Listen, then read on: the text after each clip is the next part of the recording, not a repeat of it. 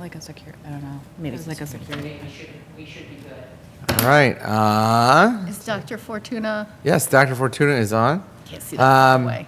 So before we get started, I'm just going to let everybody know that Dr. Fortuna is joining us by Zoom. So in accordance with the requirements of the open meeting law, please be advised that this meeting is being broadcast live over the Lunenburg Public Access Channel. The Zoom link is in the agenda, as is the meeting ID. This meeting will be broadcast live through the local access cable channel and the public access Facebook page, and the link for the public access Facebook page is found in the agenda and will be found on the Lunenburg Access YouTube channel within 24 hours after the meeting. The agenda lists all the topics which may be discussed at the meeting and are those reasonably anticipated by the chair. Votes may be taken as a result of these discussions. Not all items listed may in fact be discussed, and other items not listed may also be brought up for discussion to the extent permitted by the open meeting law. So the next thing that we do is Pledge of Allegiance. I pledge allegiance to the flag of the United States of America and to the republic for which it stands, one nation, under God, indivisible, with liberty and justice for all. All right. I see that there is a person trying to be admitted to the Zoom. Is that right? No one? No. Okay. Does anyone have any public comments on prior issues raised at school committee meetings? Okay, seeing none. Chair's report. I have no chair's report. There's no student representative. So we will move on to, wait a second. Oh, we normally do the superintendent's report next, but the next thing on the agenda is review and approve minutes. So on the table are minutes for the 11/5, 12/3, and 12/17 meetings. Has everybody had an opportunity to review those meetings and the minutes? And if so, would you be willing to make a motion? Did you guys get a chance? Okay, motion to approve the minutes of 11/5, 12/3, and 12/17/25. Second. All in favor? Aye. Okay. Actually, one thing, I want to go back, just make a quick comment on Chair's report. We are still looking for a fifth member. It would only be until May, so you would basically do the crappy part, because the budget part is the crappy part. I just want to make sure you know that. But we would be really grateful for anybody who wants to help out. There is a lot of work to be done between now and when the term would be up. And we have asked and looked for many people, and no one wants to do it. So if you want to do the crappy parts of school committee for the next 5 months, please let us know. Please come join us. It's an appointment, just to make it clear, it's an appointment, you don't have to run Nope. for anything. It's a joint appointment of the school Nope. committee and the select board, and we wouldn't force you to run in May, although we would ask nicely if we like you. Yes. So, But it is the crappy parts. Maybe 2 spots then. So the next thing is review and approve line items and warrants and donations. And what we have here are the warrants from 12/13/25 to 1/5/26. Did everybody get a chance to review those? yes, I did not. Did anybody have any questions about those? We're just talking about the warrants? Yes, Okay, there yeah. there are no, Chris, there are no line items, correct? No. Okay, so just I- the warrants. Okay, I just wanted to ask Chris a general question about the percentage of spend we're at. and Oh, yeah. I just think it's good to report on that every meeting. Right, I mean, just how you feel about I it. have budget update. Oh, on we the- do? Okay, then yeah. we can wait. You want us to wait till then? Sorry. No, it's okay, that's a good thing All to right, keep an eye on. so We don't have to vote on that. there are no action items under that one. Yep. We get to superintendent's report. Dr. Fortuna, take it away. Hi, everyone. I don't have much of a superintendent's report. It's been fairly quiet with the winter break happening. I do have one update for our school committee, and that is that our literacy coach abruptly resigned on Monday, and we will not be filling that position going forward. Oh, Okay, sounds good. Okay, so that was the grant-funded position, That was the grant-funded position. We're going to take those grant funds, and Dr. Safdie is working to apply them more to direct services for children. Okay, so we'll still be able to utilize the grant funds, just not in that Yes. salary line? Yeah, we'll just have to write an amendment. Sounds good. All right. That means we are on to new business, and the first item up for discussion is Solar East Coast Renewable Energy Proposal, and I believe that's you gentlemen. So come on down and identify yourself on the record.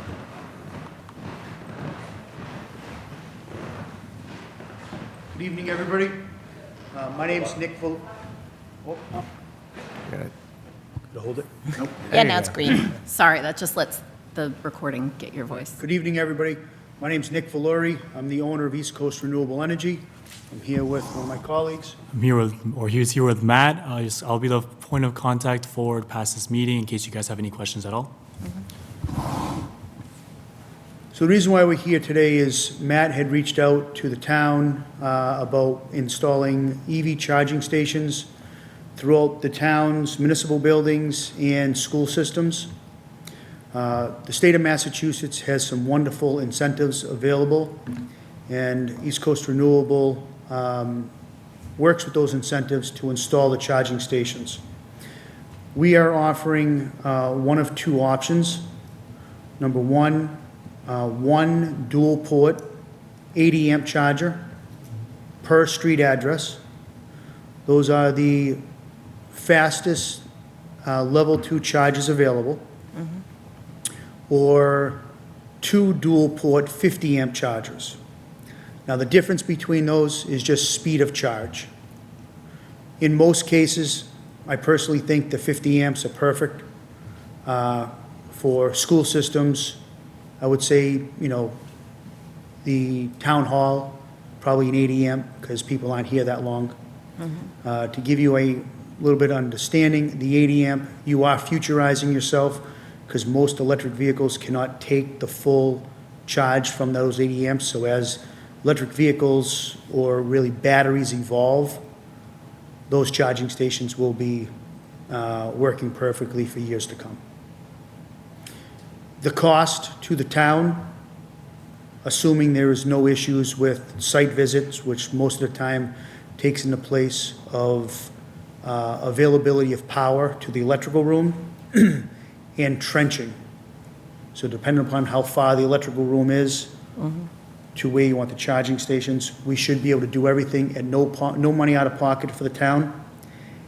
And the town will own and operate the charging stations 100% themselves. There's a lot of companies out there that are doing what we're doing, but are requiring a profit share, otherwise known as a host agreement, meaning they take a percentage of it. With us, we install, cover the infrastructure, equipment that is fit into that incentive pool from the state. State of Massachusetts has done a wonderful job to provide EV incentives or EV infrastructure throughout the Commonwealth. So this is going to, by doing business with us, you will own and operate, there'll be no money out of pocket, and you guys control everything.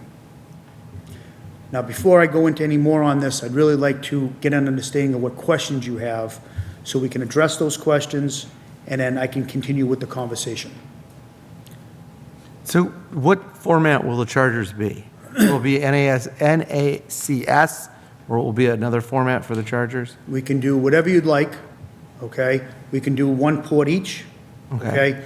Most of the vehicles, so my family has 2 electric vehicles. We do have a Tesla and a non-Tesla.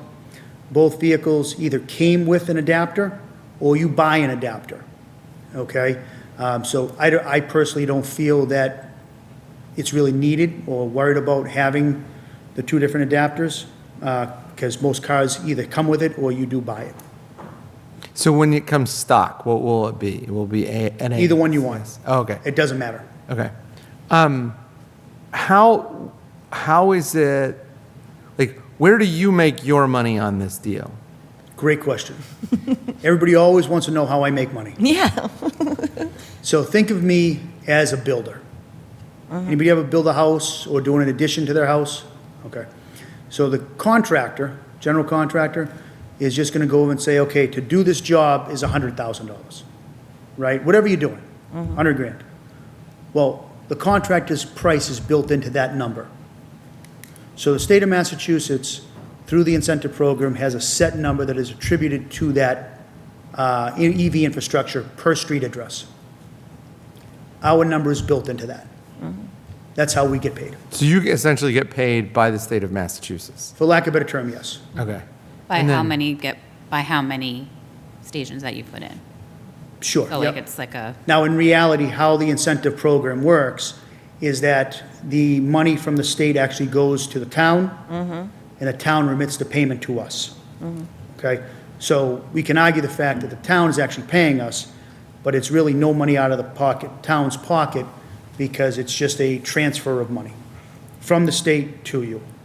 And we So- use the word the state. I don't know if the money actually comes directly from the state itself. It comes from the incentive program that is run by the state, for clarity. So can I ask Sure, go. more structurally for the school committee?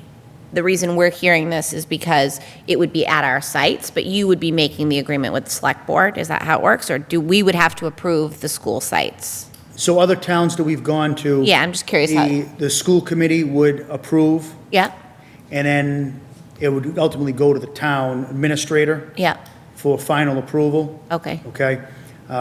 Whatever money is generated yeah, can go into the school committee's account, yeah, okay, if the town administrator allows it. okay, Myself, having children in sports, Mm-hmm. driving to different areas. it's a benefit to families who have electric vehicles. Exactly. So I live in a town called Milford. Yeah, If you had an EV charger station right outside right now, I'd be charging. And most people who go to sporting events, especially if your kids are younger, they don't have their own vehicle, you're there at least a half hour before the game, sometimes an hour. Then you have the game and you leave about a half hour later. So you're going to get a really substantial charge with these vehicles, and or charging stations. I've never charged a car, so you just put your credit card in and you pay that way? So on my card, I have my credit card on file with Tesla. Yep. And I never have anything to So do. just wherever you go? I just drive up, plug it in, and And it, I never even take out my credit card. okay, I Correct. just never. I want to be clear though, Yep, with Tesla, yeah, okay, it's automatically in the Tesla app. Yes. Yeah. Okay? Anthony, if Anthony went to a non-Tesla charging station, yeah, which is I'm going to get into in a second, once all your questions are done. Yeah. I recommend the Autel charging stations. Yeah. We did a lot of those for the level 3 chargers. But anyways, if Anthony went to a non-Tesla charging station, he'd either need the app, Yeah. which his credit card is attached to the app. yeah, He can tap the machine. Yeah. Or insert the credit card. Perfect. okay, You can even call the credit card, you can even call the 24-hour customer service number if for whatever reason, the credit card reader isn't working. You can call them and you do it that so way. it's just like gas, basically. Yeah, I mean, exactly. you're just getting it at a school because that's where, Yep. where it's, So now, Right. all the teachers would, whoever has an electrical vehicle Yeah. can charge there. Now, I'm not sure what the electric rate is here, but on a commercial rate, the electric rates are lower than residential rates. So you might find teachers actually rather charging at the schools because the cost to charge is cheaper. sorry, I didn't mean to is interrupt. this incentive program only for schools, or will I might have missed this along the way, but is Lunenburg doing this in general in other places, or is this just for the school? Does Would you like me anyone, to answer that question? Yeah. anyone that knows that So would be great. This incentive is put on by the state of Massachusetts through the Mass EVIP program. Mass EVIP is part of the DEP. This program is offered to any individual or business or entity throughout the Commonwealth. So whether you're with National Grid, Eversource, Unitil, whatever municipal electric, you can qualify. Municipalities, government have a bigger incentive than, for-profit or nonprofits or apartment complexes, so forth and so on. This incentive is for commercial. So any commercial building or entity can take part of this. Do any commercial buildings or properties in Lunenburg right now currently do this? To the best of my knowledge, with my company, the answer is no. Okay. Okay? I cannot identify if there's been any other companies out here doing this or offering it. But for everybody who's listening, we can offer this to your businesses also. So there's no limit to Well, how much it can be offered in one town? Not one town, but it is limit per street address by the incentive program. Got it. And you said one charger or one double charger per street address? It depends, so 80 amp is Yep. one, or we can do a 50 amp, and we can put 4 ports, so whether it's 4 single ports Yep. or 2 dual ports. Okay. So then at the school, there would only be one set, right? Because that's one street I, address? my opinion is I would tell you that I think the school should have the 50 amps, So you'd so have 4 So parking you'd have- spots. Yeah. Yep. What's the power source for the charger? Because it says solar, we only have the one memo. I don't have anything else on this. It says solar EV, is it a solar panel? I don't know where that came from. So it can be, we can definitely set it up to solar if you want solar on the school, on the property, but this is all pulled from the electrical bill or the electrical room from the school, if you would. If there is a pole on your side of the street, we can pull it from the pole. You know what I'm talking about? Okay, and that, we wouldn't have to pay for the, okay. No, again, who owns- it should be all covered within the incentive. Yeah. Depending upon our site visit, we'll identify if it can all be covered. Now, we may find out that there's a lot of trenching we need to do, so instead of doing 2 dual port 50 amps, maybe we can only do 1 dual port 50 amp. Depending on the actual site. Correct. Yep, Who owns the unit, the charging units? you would, Okay, So so if the charging doing unit breaks business with or East catches Coast on Renewable. fire, who's responsible for it? please. If it breaks or catches on fire, who's responsible for it? We are. You are, you own Yeah, it. we own it, it's just like a house. Yeah, right? you Okay, own it. so it's an So- added liability for the school. Correct, but there is a warranty on the charging stations, How long? okay? It's a 3-year warranty with an extension of a 5-year warranty. Now, Laura, sorry, I don't have my glasses on. Laura, you made a little bit of face there, and I understand that, but I have to ask you, most places, most things don't really have a warranty over 3 years, would you agree? Oh, no, I know, we have Okay. solar panels that the All right. company. Oh, went- that 25-year warranty on solar Yeah, panels, yeah. yeah. But there's no moving parts on a solar panel. No, so it's less likely to catch on fire. We had a fire here We on had our a fire. solar Oh, you have panel. fire on your solar panel? Yeah, that's why I'm That's asking, why everybody's freaked out. yeah. Oh, On the first day of First day of school. school, First day of school. brand new superintendent on her very first day of school. That's the why I building made- caught on fire. High school. I apologize, okay. We're all like School deep caught on discovery. fire. So, that is an odd situation. I've had solar on my house and my rental properties since 2015, and I've never had that situation. I'm sorry that's happened.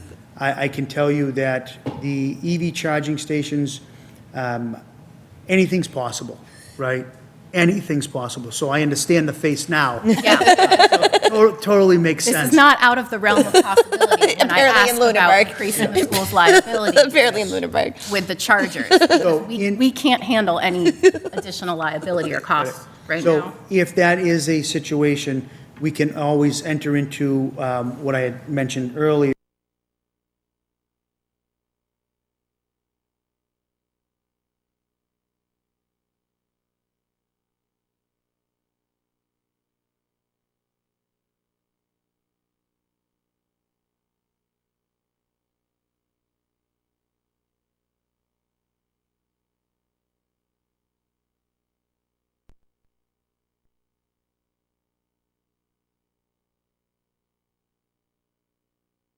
Interested, honestly, in Dr. Fortuna and the, our Facilities director. facilities director's opinion. So I'm not saying that has to be today, but that's where I would most Yeah. likely go I next. would- I'd be curious about what they had to say. And then also, how much money I was does just this gonna- type of thing bring in? I was just going to say, what's the actual profit?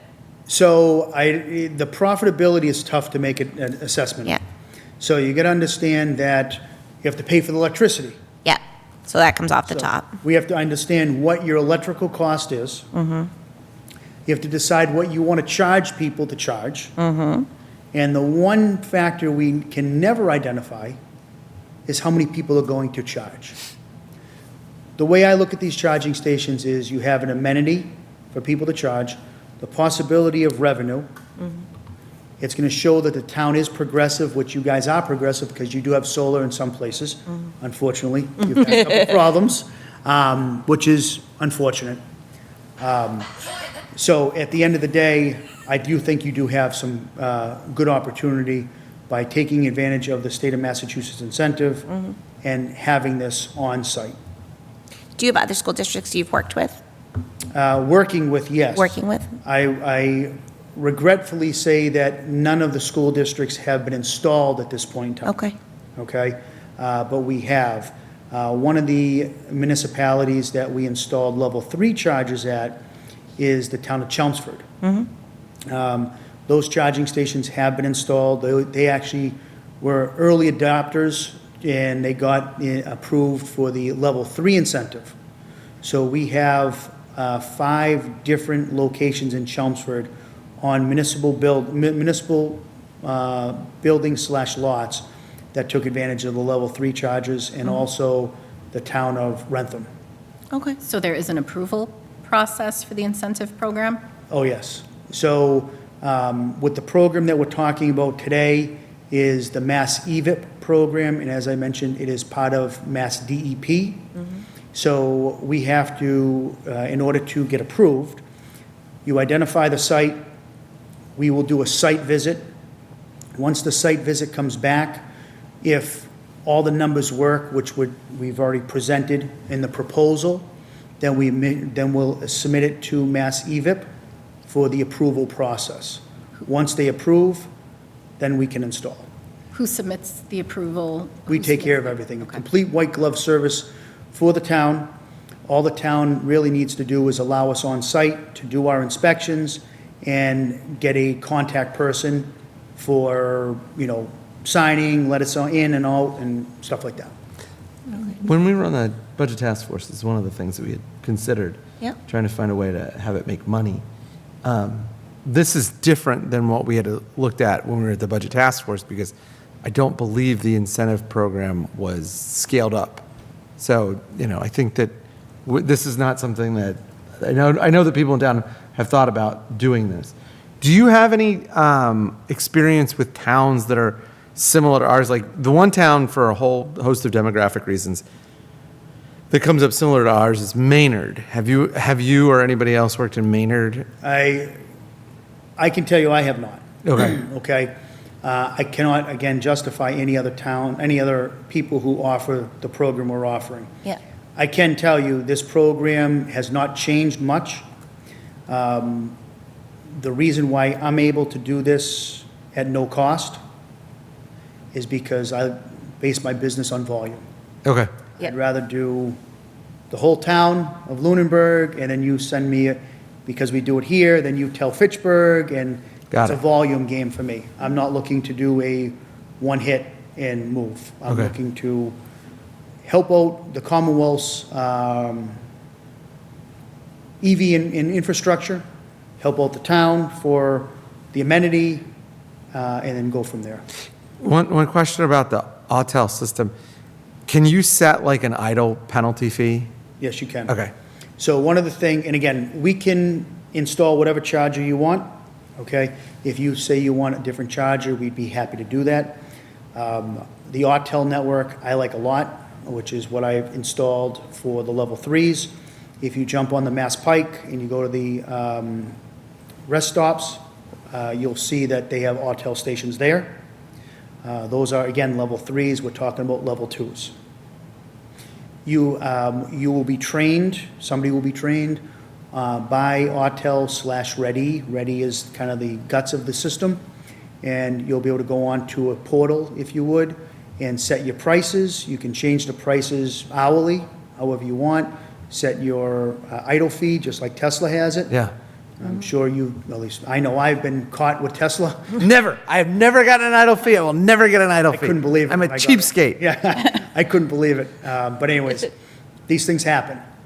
But you can set it up however you want. Okay. Lower during the day for the teachers and the students. more That's a good idea. expensive in the afternoon for, somebody like myself coming into town to go to a sporting event. That's a good idea. How does the unit communicate? Does it need access to our internet or? It's all Wi-Fi. It's It comes with. Wi-Fi or yeah, cellular? Say, it's, depending upon where you are.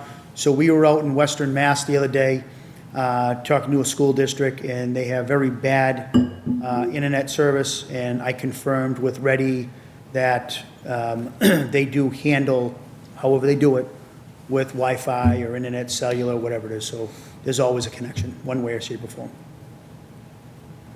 How they do it, I don't know. Do Above we my pay feel grade. like there's a big need at the school for this? I think the idea would be that, like when you get in your car and you go to find a place to charge, like I've charged in like completely random places. Yeah. So like the hope would be that plus, some small regular use within town would Is generate there, some- how do people know that it's located there? Is It'll there- show up on it yours? shows up on your. Oh, okay. Yeah. Shows up on the app. Got it. So Ready, part of their service plan, if you would, they put it on the big EV apps. I would recommend, obviously, the town to put it on their website. There'll be signs that you can put up and so forth and so on. So marketing is always great. One of the things that I always talk about with these charging stations is the adoption of EV is just getting bigger and bigger and bigger. So the need for Lunenburg right now may not be there, but you see what is there, and you can take advantage of it now at no cost. Perfect example, I know we've got a little ill will with solar. No, I mean, Right. I'm fine with the solar. It's the companies that come in and say that it's going to be no cost to us, and then there is a cost, or they declare bankruptcy at the end of life of the units. But I mean, in this case, the difference would be, we wouldn't be dependent on this. Yes. It's just like an Right, if it extra- breaks or if it doesn't, Yeah, if it breaks or doesn't work and Or it's they out of go out of warranty, then we business just or take it whatever. down, right? Yeah, Yeah. the It's solar panels different. are large and weight. Yeah. Yeah, so these things, you take them down to an electrician, just pull it right out. So how many schools have you completed projects with? For the level twos, none. None, he's Okay. Unfortunately, we're still waiting on Mass EVIP to approve the incentives that we've submitted. So we're just waiting on those approvals. Is that a One- year cycle, or is it a rolling approval and they just haven't gotten around to it yet? Unfortunately, I cannot answer that question. I wish I had better answers for the approval process. I can tell you that we have submitted everything for all our deals, and we're just waiting on Mass EVIP to start issuing approvals. Do we need to, have you worked with Unitil before? Does this require working We with, take care of everything. does this require working with the electrical company? Yes. Have you worked with Unitil before? Solar, yes. EV, to the best of my knowledge, I have not.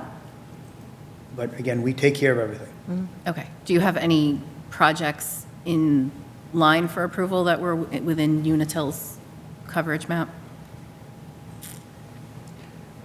They're a very We- small we- area. We've got over 200 deals. I want to say that we do, because we do have a sales rep that's I think lives in Clinton. So I would imagine we have one or two in Unitil. Actually, you know what? Excuse me. We have an ice rink. One of the ice rinks that's owned by FMC, the FMC rinks, we have submitted that for the approval. So yes, I do know there is at least one location in Unitil that we do have, because that was one of our deals. Yep, my deals. Would you help the district choose the place that's most likely to generate revenue? Or would you rely on us to do that? I'm happy to help. Yeah. I can tell you that generating revenue, it's just not easy to identify. Okay. One of the things that I wanted to address with the adoption rate, I think it was Hilton has recently come out, maybe within the last 6 months, that the number one searched item for a hotel right now is EV chargers. Oh, yeah. Yeah. So, you see Hilton seeing it and identifying it, it's ultimately just going to get to everywhere. So taking advantage of the incentive that the state of Massachusetts has put together through the Mass EVIP program, even if you don't see a need right now, having the opportunity of these charging stations is just, in my opinion, huge. Now, if there was a cost, even $2,000, I can appreciate, we don't want to do it because we don't see the need. But having this opportunity that we're able to put together at no out-of-pocket cost, again, we still have to do the site visit, and we have to get the approval. But I think it's just, everybody should take advantage of it. What's the average annual maintenance on the Autel units? So the level 2s, there's really nothing. If it was a level 3, there's a lot, because there's a lot of power going to it. Unfortunately, for me to go over and make that judgment call, again, anything could happen. Most of the time, the issues that you encounter is vandalism, wear and tear, right? I hate to say it, somebody yanking the cord out, you're an EV driver, I'm sure you've seen cords just left on the ground. Oh, yeah. I find that most EV drivers most of the time are courteous and they take care of it, and they'll put it away, but you always have that one-off. Who's responsible for that maintenance? We would be, because we own it. Yeah, okay. You'd be the owner of the charging stations, not that you want to put more work on the DEP, DPW. Right. But while they're doing their work, if they see something on the ground, hopefully somebody from the town would pick it up. But I have 2 questions, actually. Yes, I'm coming from the big screen behind you. One is, we would have an out-of-pocket cost, though, for the electricity that's running to the units. And my second question is, what is the environmental impact of having these units installed? So I can address one question. The environmental impact, I don't know how to address it all. So I'd rather not answer that question because I don't want to say the wrong thing because I don't know the answer to that. The electrical impact is, you're always going to get a little bit of electricity used if nobody uses the chargers. So the analogy I give, if you go away on vacation for a full month, you're always going to get an electrical bill. Obviously, you get your customer charge, but there's always electricity going into your house. So if nobody uses the charging stations, there's still going to be some electricity going there. So there will be a small bill. However, most of the time, we're going to be connecting these to your electrical room in the school system that we're talking about. So you're going to see a little bit of an uptick on the electrical bill at the school. But as people use this, the price you charge will ultimately offset that electric cost. Does that make sense? It does, thank you. Okay, no problem. I apologize, I can't address the environmental aspect of it. Okay. Can we get more written information as well? I can give you whatever you like. If I can build you a proposal that has a lot to it, I just need to have an address. Yep. So if you would like to email Matt one of your electrical bills for the school, I can build a proposal. It has everything there.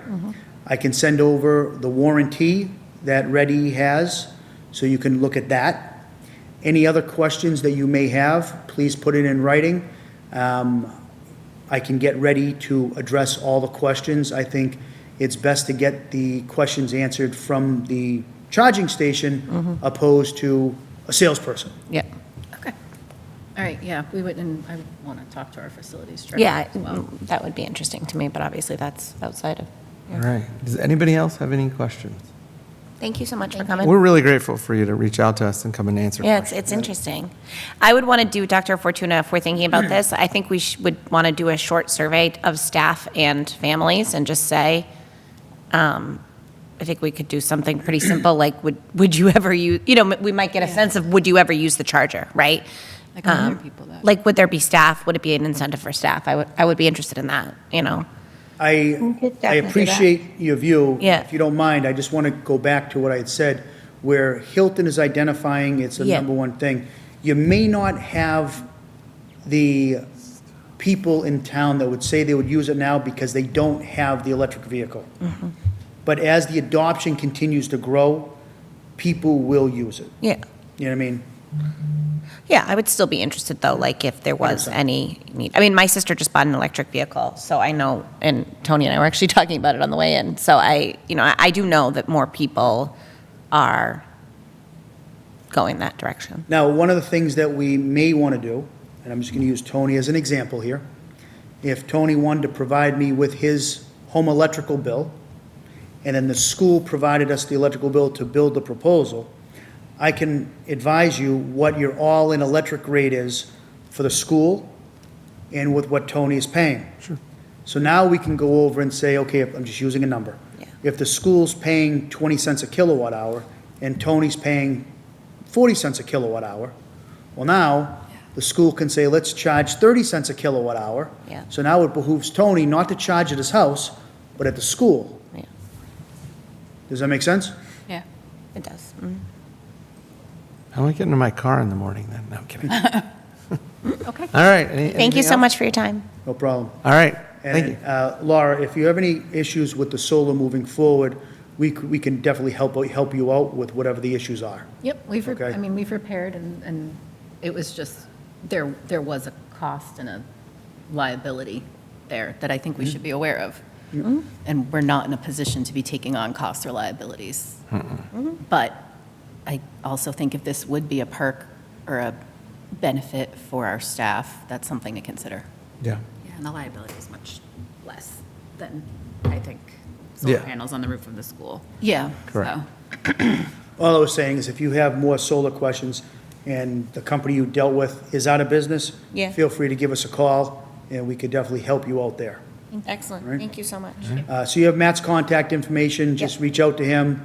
I should be on the email, but he'll add me. Okay. With whatever questions, and hopefully we can take it to the next step. Again, the next step, honestly, for us to get anything, if you just send us one electrical bill for one of the schools, we'll build out the proposal for you. You'll be able to take a look at it. Happy to come back or do a virtual call Okay. and review everything, okay? Excellent. Thank you. Thank you very much for having Thank you. us. Thank you. Bye-bye. Bye. Should I shut this off? Yes. Oh, well, Peter's coming up now. Actually, just leave it He on. knows how to turn it on, he's good. Thank you Thank very you. much. bye. Good night. All right. Track turf field design plan discussion. We got 3 minutes. Tony times it. Obviously, I don't time. We have not timed one thing. I know. After all Why, that. after all that discussion, we haven't timed anything. This is so optimistic, it makes me I just laugh. want to continue to be optimistic. I like that you're still embracing the optimism. Evening. Welcome. I'm Peter Beardmore, 282 Pleasant Street. I'm your representative to the Capital Planning Committee, and I've been asked to come here tonight By 3 different people. by 3 different people. Sorry, actually, Peter. it turns Yay, out. wow. All good. Wasn't me. No, I feel very welcome. Didn't know I'm a little disappointed, Mandy, that you didn't. That it wasn't me that asked. I didn't- So a couple of updates.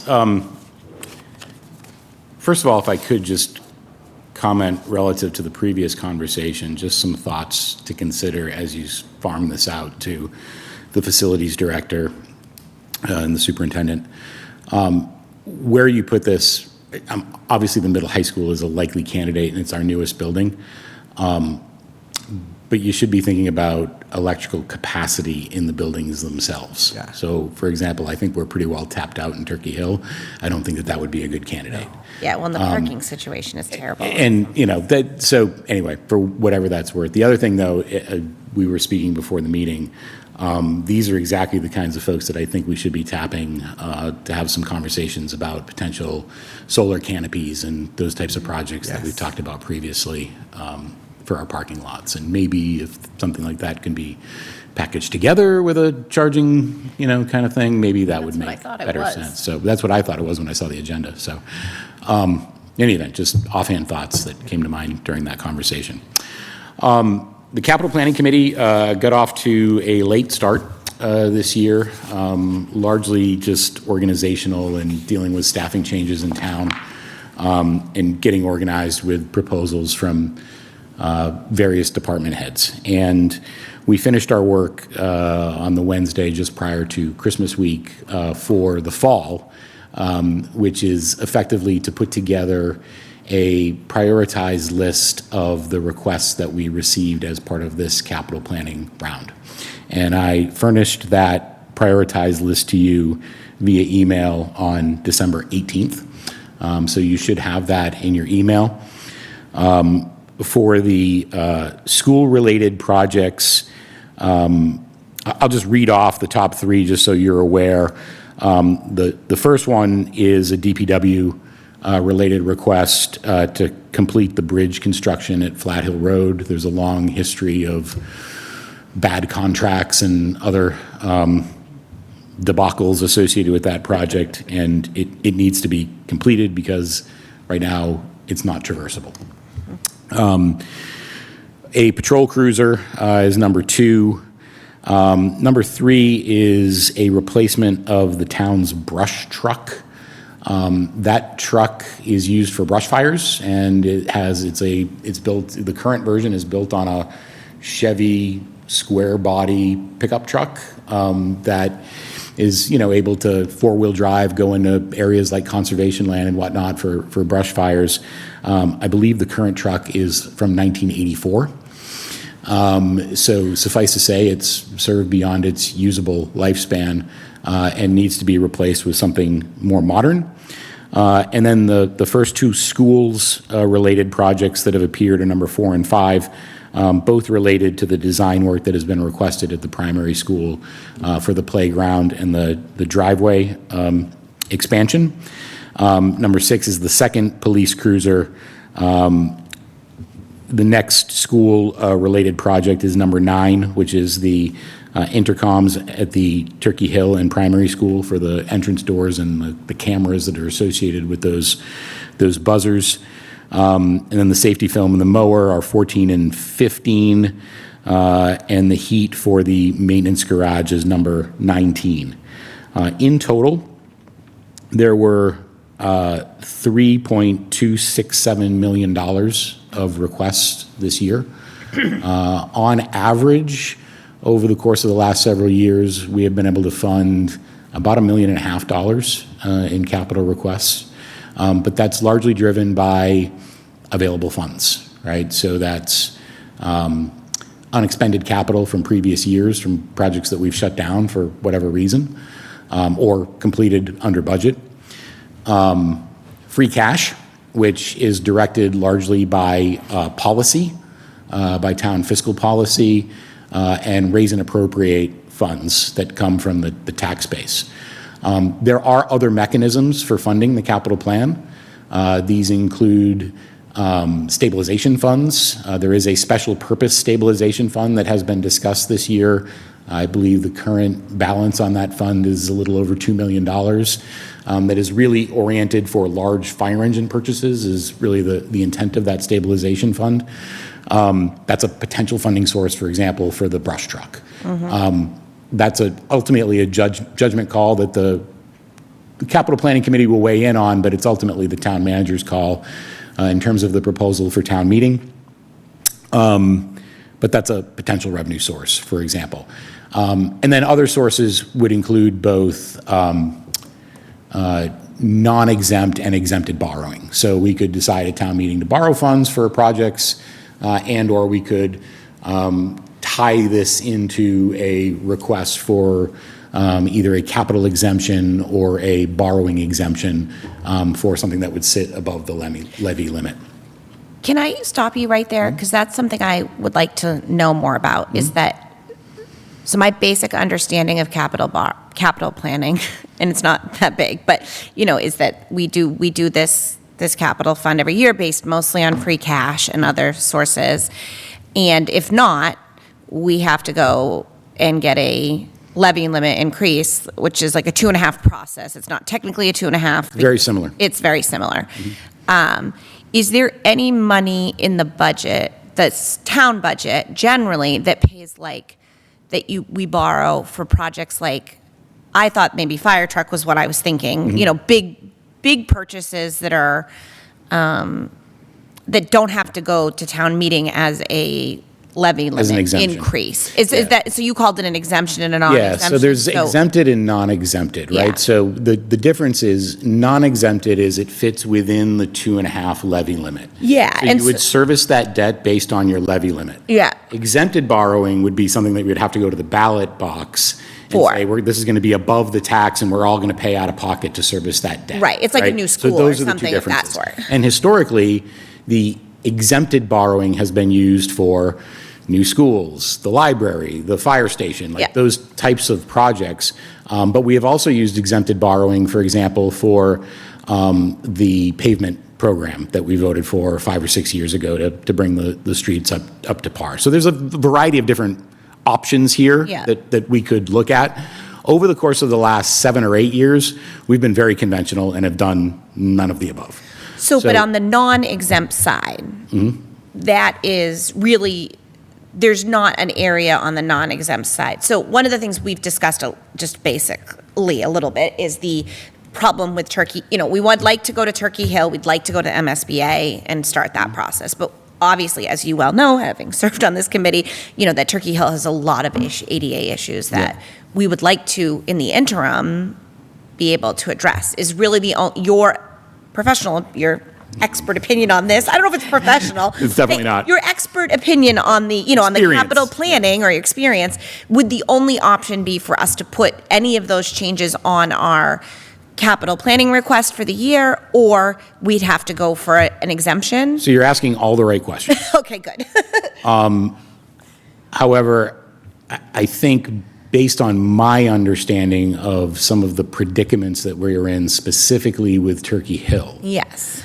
the numbers we are likely talking about and the ramifications associated with ADA Yeah. is going to put us into exempted space Yeah. no matter what, right? So by comparison, the way I would think of this is non-exempt projects are on the scale of hundreds of thousands to, Yeah. individual digit millions. Yeah. Exempted projects are like 10 and above, right? Or that 10 neighborhood, million that scale, or above. Right. And again, this is Pete Beardmore throwing Yeah, numbers no, around, I- but I just but think I think the it's very scale helpful. that you would need to be thinking about these Yeah. things is kind of how you should do it. The other thing, though, to keep in mind, and I didn't bring these numbers tonight, because once again, you've asked me more questions, Mandy, than I was prepared to answer. I'm so sorry. No worries. No. I love talking about this stuff. Is that we have knocked off actually a lot of non-exempted debt service over the course of the Yeah. last several years. And what has happened as a result of that is we've taken the money that we have in the past used for debt service and used it for the regular budget because we're broke, right? Right. And that is not necessarily good financial management, because we need to be actually using all of our potential sources of capital to be able to continue to invest in capital. And right now, we're not doing much of anything.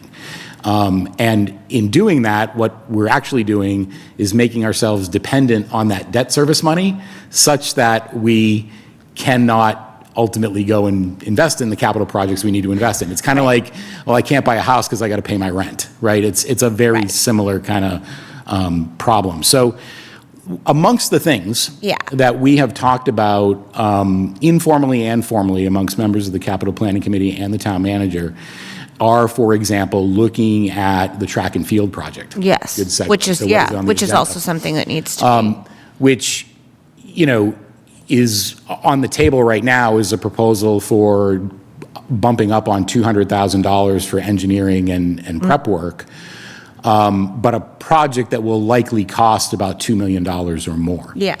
That would be a project that would likely be in the non-exempted space. So right? that's possible. As a You think- possible path. The parking lot for the primary school is a potential path. There's, in addition to Turkey Hill, as it turns out, it's only a 20-year-old building. We need to do a lot of work on our public safety building. It was crap construction, and it needs a new roof. It needs a lot of new updated infrastructure work. So those are potential things that are sitting on capital plan requests right now. Yeah. That we may need to look at either bringing as separate articles or bundling or something along those lines. I don't think it's going to happen in this year because there's other things to deal with in the current Yeah. regular annual town meeting. But we should be looking at, I think, as early as next special town meeting, to think about funding some of these larger, But you think we could possibly fund some of these larger in a non-exempt space? yes, I do.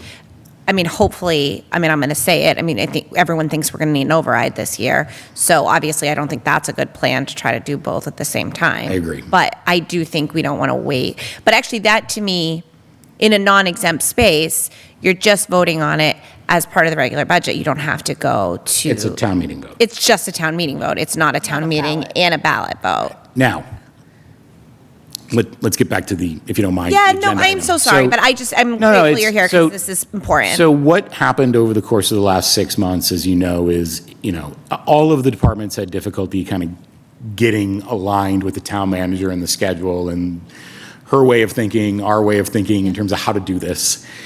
It all came about a little bit late, but probably the latest and most difficult project was figuring out how to do the engineering and a really good estimate and bid prep for the track and field facility.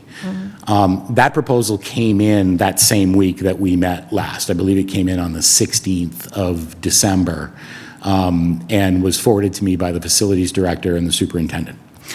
As I said earlier, it came in at just south of $200,000, 196 or something like that, Yeah. by a company called Gale and Associates.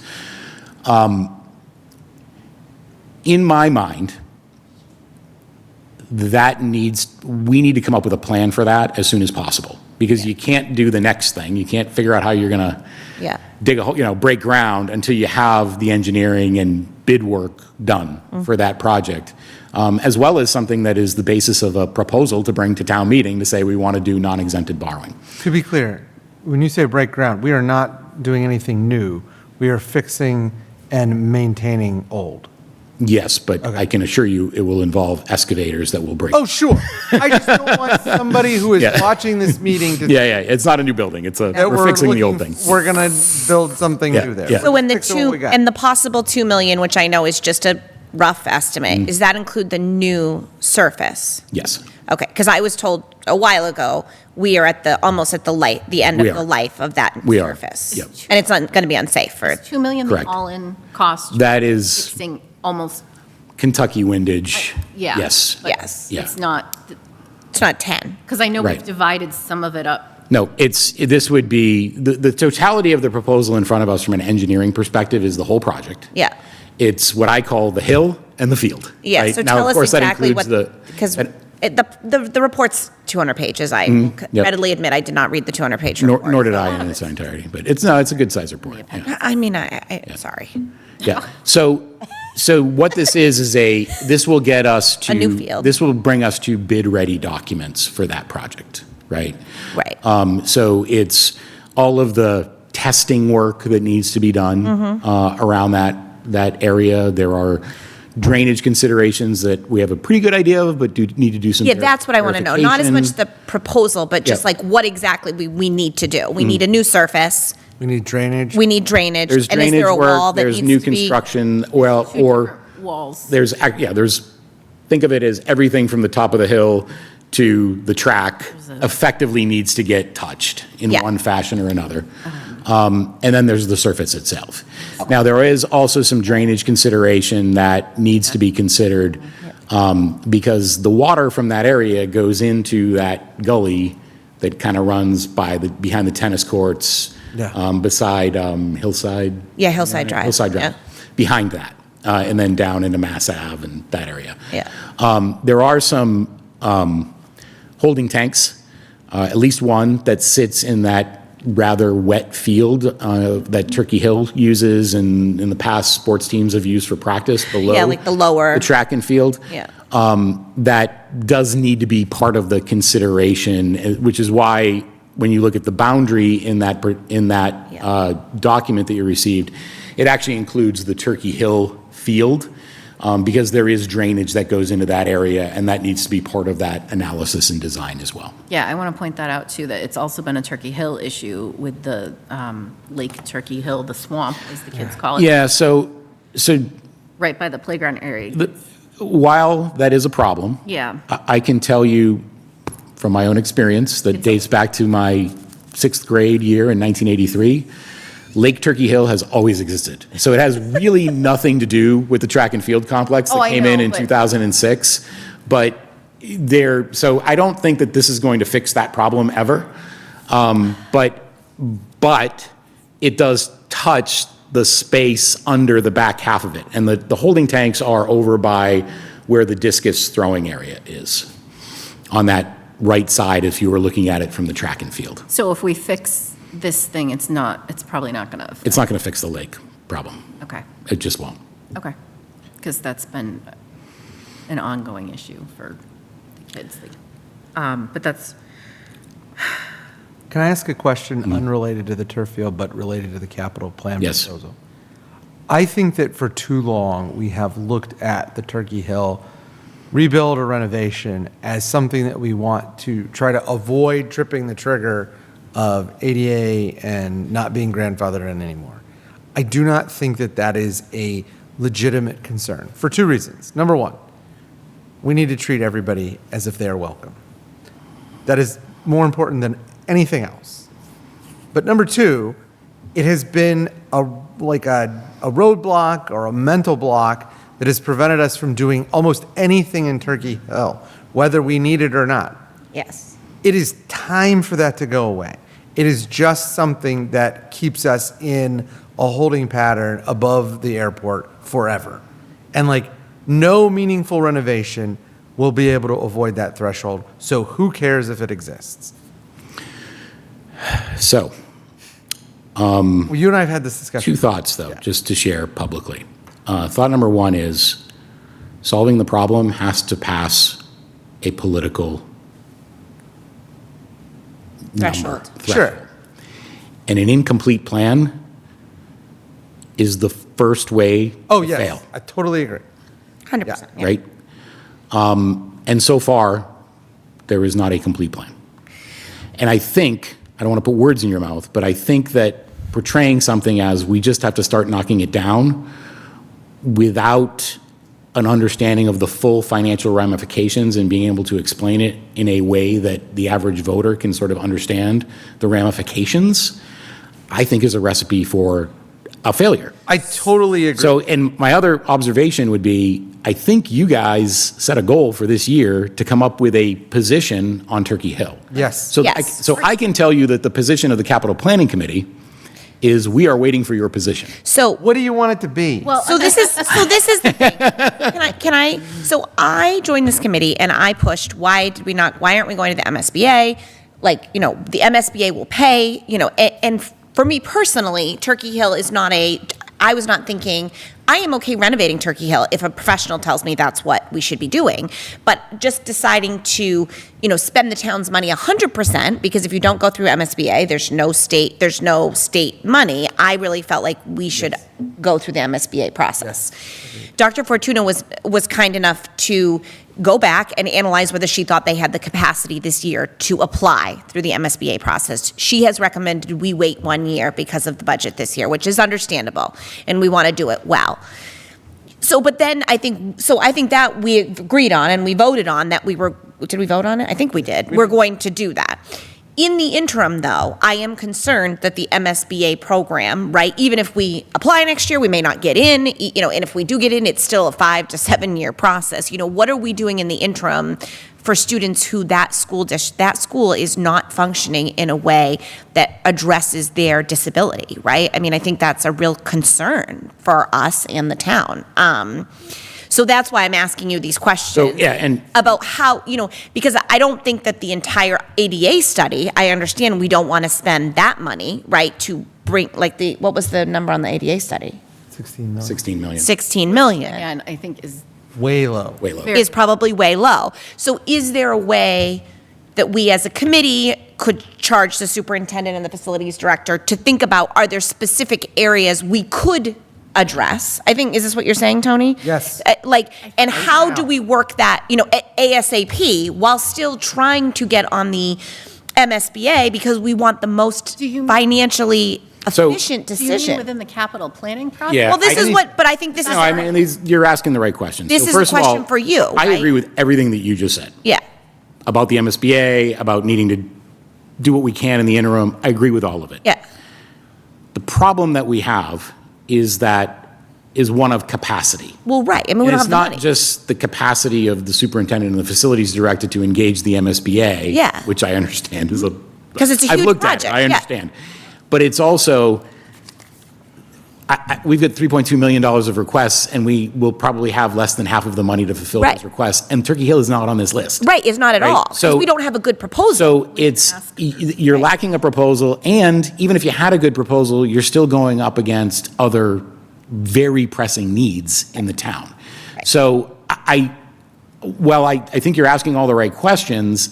I guess my answer to Tony is I don't have a good answer for you, other than the capital planning committee cannot make a proposal to you. That's Yeah. not our role. Yeah. Right? Our role is to receive what you ask of Yeah. us and then help the town manager work through how to make priorities. So I guess part of what strictly our role. Yeah, so part of what I'm saying to you, I guess, is sort of with being on this committee before and part of the capital planning, do you think if you were in our position, you would try to come up with a few smaller interim things we could do and put that on our capital plan each month? I mean, each year, our requests? Should we have a specific So- other process? You know, because if we ask for 5 million, we're not going to get funded. So Mandy, my answer to you is yes. Okay. However, it needs to be couched within a stated Full plan of plan. intent. Well, right. Because you're not going to have a full plan, right? You're not going to have a full plan until you have a full project. But what you could do is you could say, our intent is to renovate this building under the MSBA program, is to do a special program with the MSBA. Yeah. It's to knock it down and build a new building on the TC Passios property. Yeah. Whatever it is, I do think you need a stated intent, right? Yeah. And then we could begin to understand these requests within the context of what is the life of the investment that you're asking us to make. Right. Especially if we're going to knock down a building, right? But it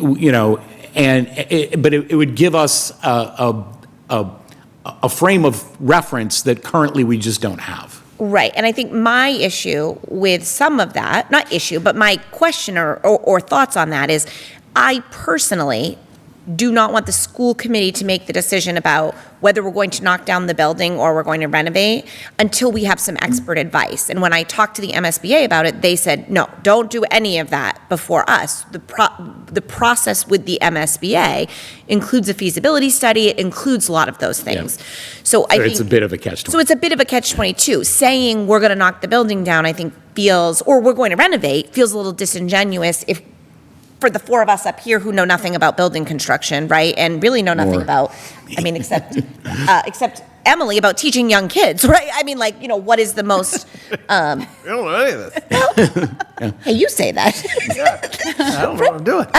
So we have been putting in Turkey Hill projects as needed, and they've been funded by capital Yeah. planning. Yeah, but Just they're completed. but again, Sure, They these haven't are on been the, ADA. But they haven't been ADA We're plans. still out of Yeah. compliance, and how long can we do that? We I mean, there's can't, laws but- around that, right? I mean, how long can we? We would have to be make that our priority ADA for next year, because the capital planning just met and set their priorities for the next fiscal year. Yeah, So that so would but- have to be a priority to ours for next year. But I think It that just we, baffles me that a town can go that long being non-compliant. so It's, that is true. Yeah. But the building that you're in Oh. is in that position. I know. as is No, the I'm- across the I'm street, talking as is the- townwide. Like, I mean, yeah. I've. And by the way, I haven't been involved in town. We're not alone. Like, I very would long, tell you that of all last the few municipalities years, in all the I've state, heard is how similar. compliant the Oh, town we is. just took money for an ADA sidewalk on the front of this building and took that money to pay a Right. water bill we've owed for Right, several that's what I'm years. saying, like, I don't, So- there's rules and regulations But I think around that's that probably kind of beyond stuff. Peter's Yeah, no, I'm just, jurisdiction. So, So, can I first interrupt of all. for a minute? oh yeah, Dr. Fortuna. Sorry, your face is frozen. I'm here. Hi, Dr. Fortuna, what's it? Hi. One of the things that I wanted to say is, Emily, we actually can be out of compliance due to the age of the building that we're talking about. If we do renovations up to a certain dollar amount, then we would have to make the whole building compliant. So we're not breaking any laws. What we're doing, We can argue on ethical and moral grounds, but not on legal grounds at this point.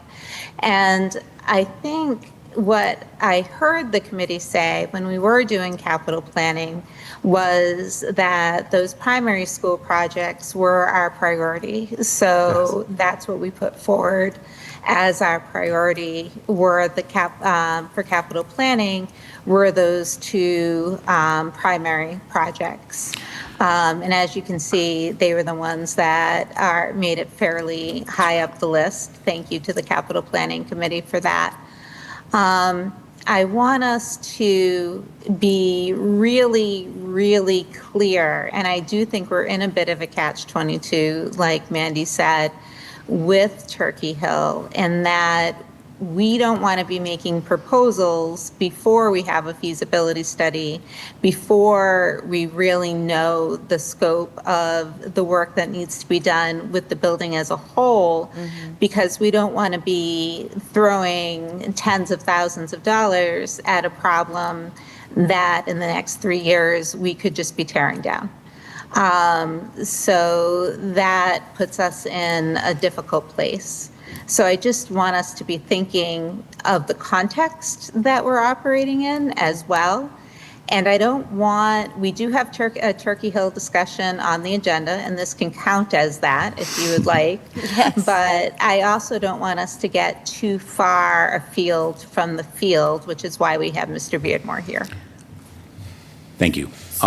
We also need to talk to Peter about our priority for the track in context of this year and what we're trying to do politically in regards to our budget this year, because I think ideally we would work on getting the track done this year, but we're likely to also be asking for an override. So I don't think that, first of all, it's important to go back to the distinction that Mandy made around exempt and non-exempt, right?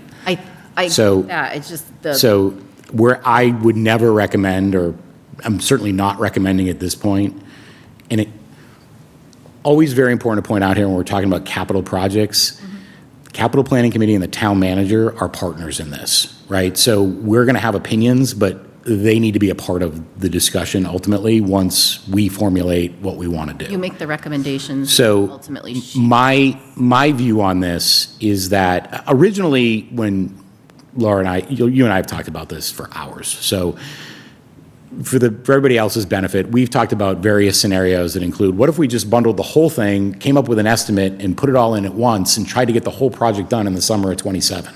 That's actually been discussed. The problem with that is I don't think that we would be able to do that in good conscience because we don't actually know what the cost is going to be, and we won't know what the cost is going to be until we let this engineering project come to fruition. And again, what was the cost of the engineering? 196, let's say 200.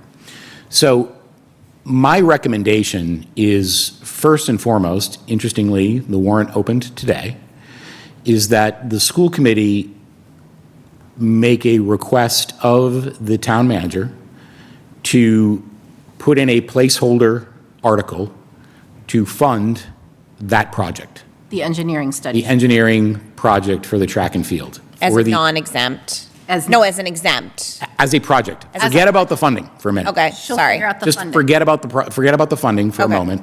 As a project, as a separate article. The reason being is it didn't go through the capital planning process. we didn't have a number. We're going to do a capital planning article, and then we would do this article, right? I would ask that that be put like placeholder into the town warrant as we go through the warrant building process. The town manager is well aware of this. She and I have talked about this ad nauseum, like Laura and I have talked about this ad nauseum. She's aware of it. As it turns out, we don't have $200,000 kicking around. As it turns out, we don't even know what our free cash situation is. Like, there's a lot We that still don't have that certified? No, and it won't be until late January or early February. Will it be certified in time for the May town meeting? God willing, yeah. Will Yeah. those funds be available? Because there's a chunk of change going. Yeah. No, well, we need the free cash to be able to fund the capital plan. So we don't have a free cash number right now. So this whole capital plan thing is going to be late. The process is going to continue to be delayed to include the town manager's Okay. capital plan proposal that is due by charter on February 1st. I'd be very surprised if that was a complete plan come February 1st, again, because of the funding challenges. But there isn't $200,000 laying around to do this project. We got to figure this out over the budget process together with the town manager and the capital planning committee. So unlike under the previous town manager's leadership, she purposely excluded the capital planning committee from financing discussions. There was prioritization of capital, and then there was financing of capital, and she excluded the capital planning committee from that process. The current town manager reads the charter the way I read it and has committed to including the capital planning committee in that process, together with the finance committee, school committee, select board, to figure this out and to together come to some sort of consensus around these priorities. The capital planning committee is aware of the problem. I have discussed it at every single capital planning committee meeting. Aware of It is not a surprise, the track Okay. issue. They're aware that it's going to be brought as a separate thing, and it'll be on our agenda, I think it's 28 January when we meet next. With the So, capital, and it might be nice to get your support, a vote or. yeah. Some So sort of- in any event, I just want to kind of just give you that picture. So imagine this scenario. Capital plan goes forward at town meeting, whatever it is.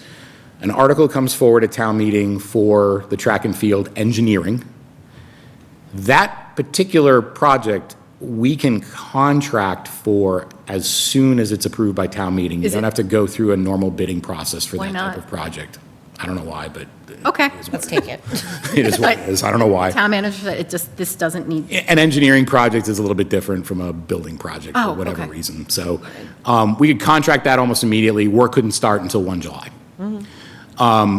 If we get the work done quickly and get to a design and a number and a proposal for a special town meeting in November, we could potentially bring a non-exempted borrowing article okay. to special town meeting next November and do the project in the summer of '27.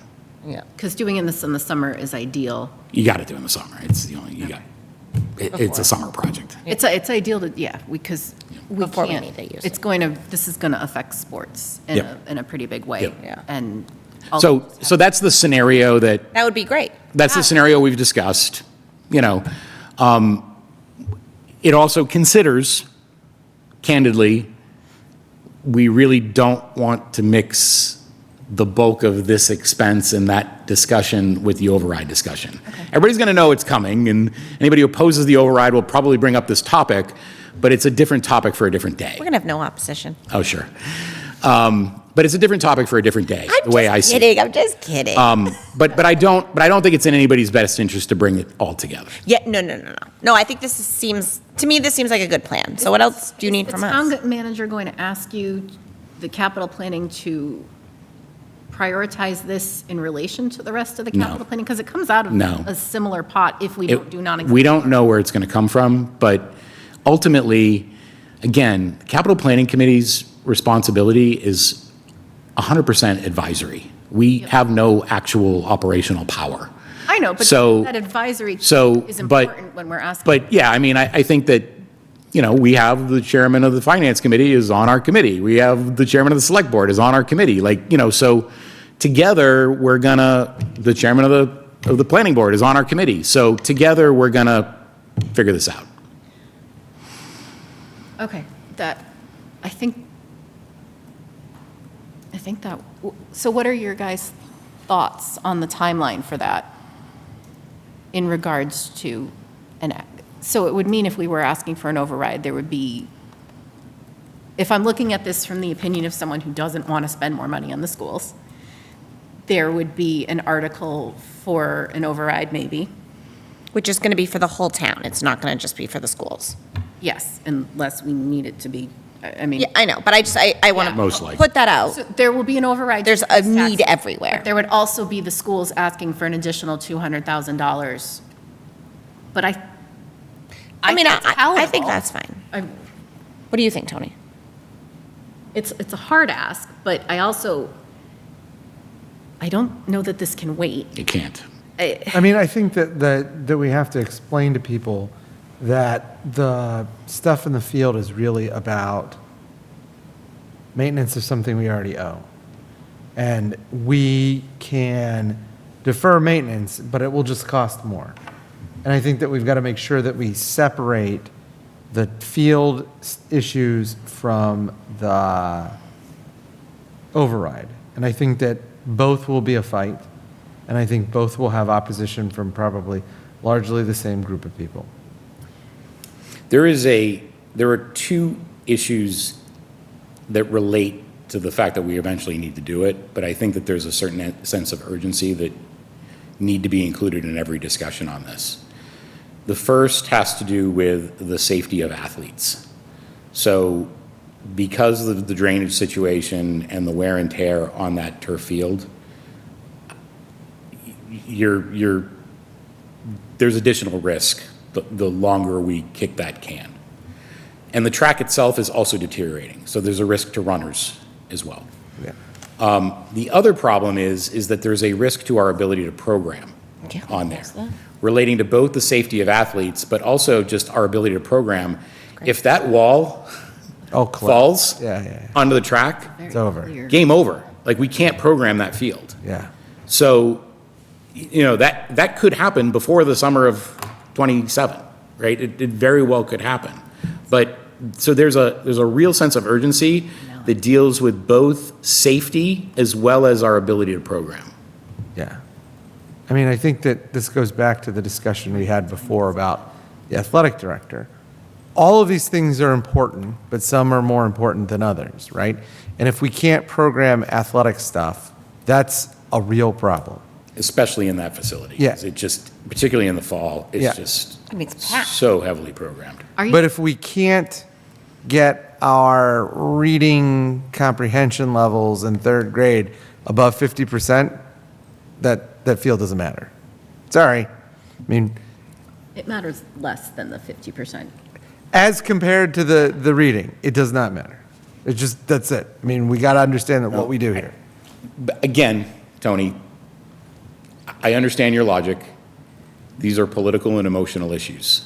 If you have a kid in the third grade, Sure. it's one thing. Yeah. If you have a kid who's a football player and a sophomore in high school, it's another thing. Sure. Right? And I think that you have a duty What if you have both? to take care of all of them, right? Yeah. I mean, I have a kid in the fifth grade and a runner that uses that field. So, Right. got to take care of all of them. Same. Yeah, I Second. Yeah. Is there anything else anybody wants to talk to Peter about? Is this? This was only, I think I have at least 1 minute left. That was half 3 minutes. This is a discussion. Okay, because I would like to. Mr. Chairman, Yes. Mr. Chairman, this is the town manager. I am none, and I cannot change my name for some reason. Oh, I like But I- that. It's But to None. the extent that it assists your conversation this evening, I am in support of finding a way to fund this project, to fund the design and engineering of this project. So to the extent that assists your vote this evening, I just wanted that to be heard. No, That makes a very big difference. Thank you. What are your thoughts on the timeline? Do you agree with the timeline of That, next fiscal year, the engineering study? I think that we should start the design and engineering study as soon as possible, and then it would depend how long that really takes to be ready to go. Okay. Okay. So can we tell Peter that he's got our support to keep? Yes. Yeah. Yeah, and I would ask you, and I don't think you need to do it formally, Yeah. but, request of the superintendent to formally make that request for charge? for an article, Okay. Okay. just as a placeholder. Okay. So we Okay. don't forget. We can do that. And I want to say thank you Yeah, for you're welcome. continuing to pursue this because it is really important, but it is also very dense, and I'm trying not to use the word boring.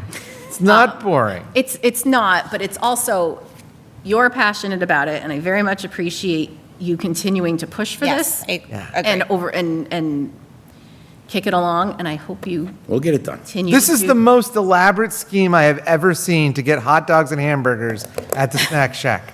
He's going to get, I might come back on the school, Let me tell you this. I might run for Board of Health next. If this gets done, I will make sure we have hot dogs and hamburgers, even if it's just for you, Peter. and if you want to consider capital planning next year too, because Well, this we'll cross project, that bridge when we get to it. this project is not done, and I think that it's the kind of project that does need a committed person We'll see about that. to pushing for it, and you've got the most comprehensive overview of it. But I really do appreciate all the work that's gone into I'm it. glad to do it. It's a pleasure. Thank you. Thank you for the opportunity. Thank you, and thank you for answering all my questions Yep. unrelated to. Tell capital planning, thank you for rating our number 1 and 2 priorities so highly.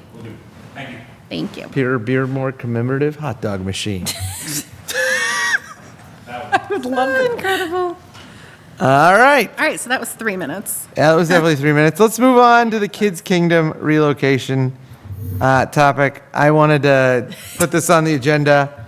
So here's what happened. The select board reached out and asked if we would consider taking, actually, I don't know why it's in discussion.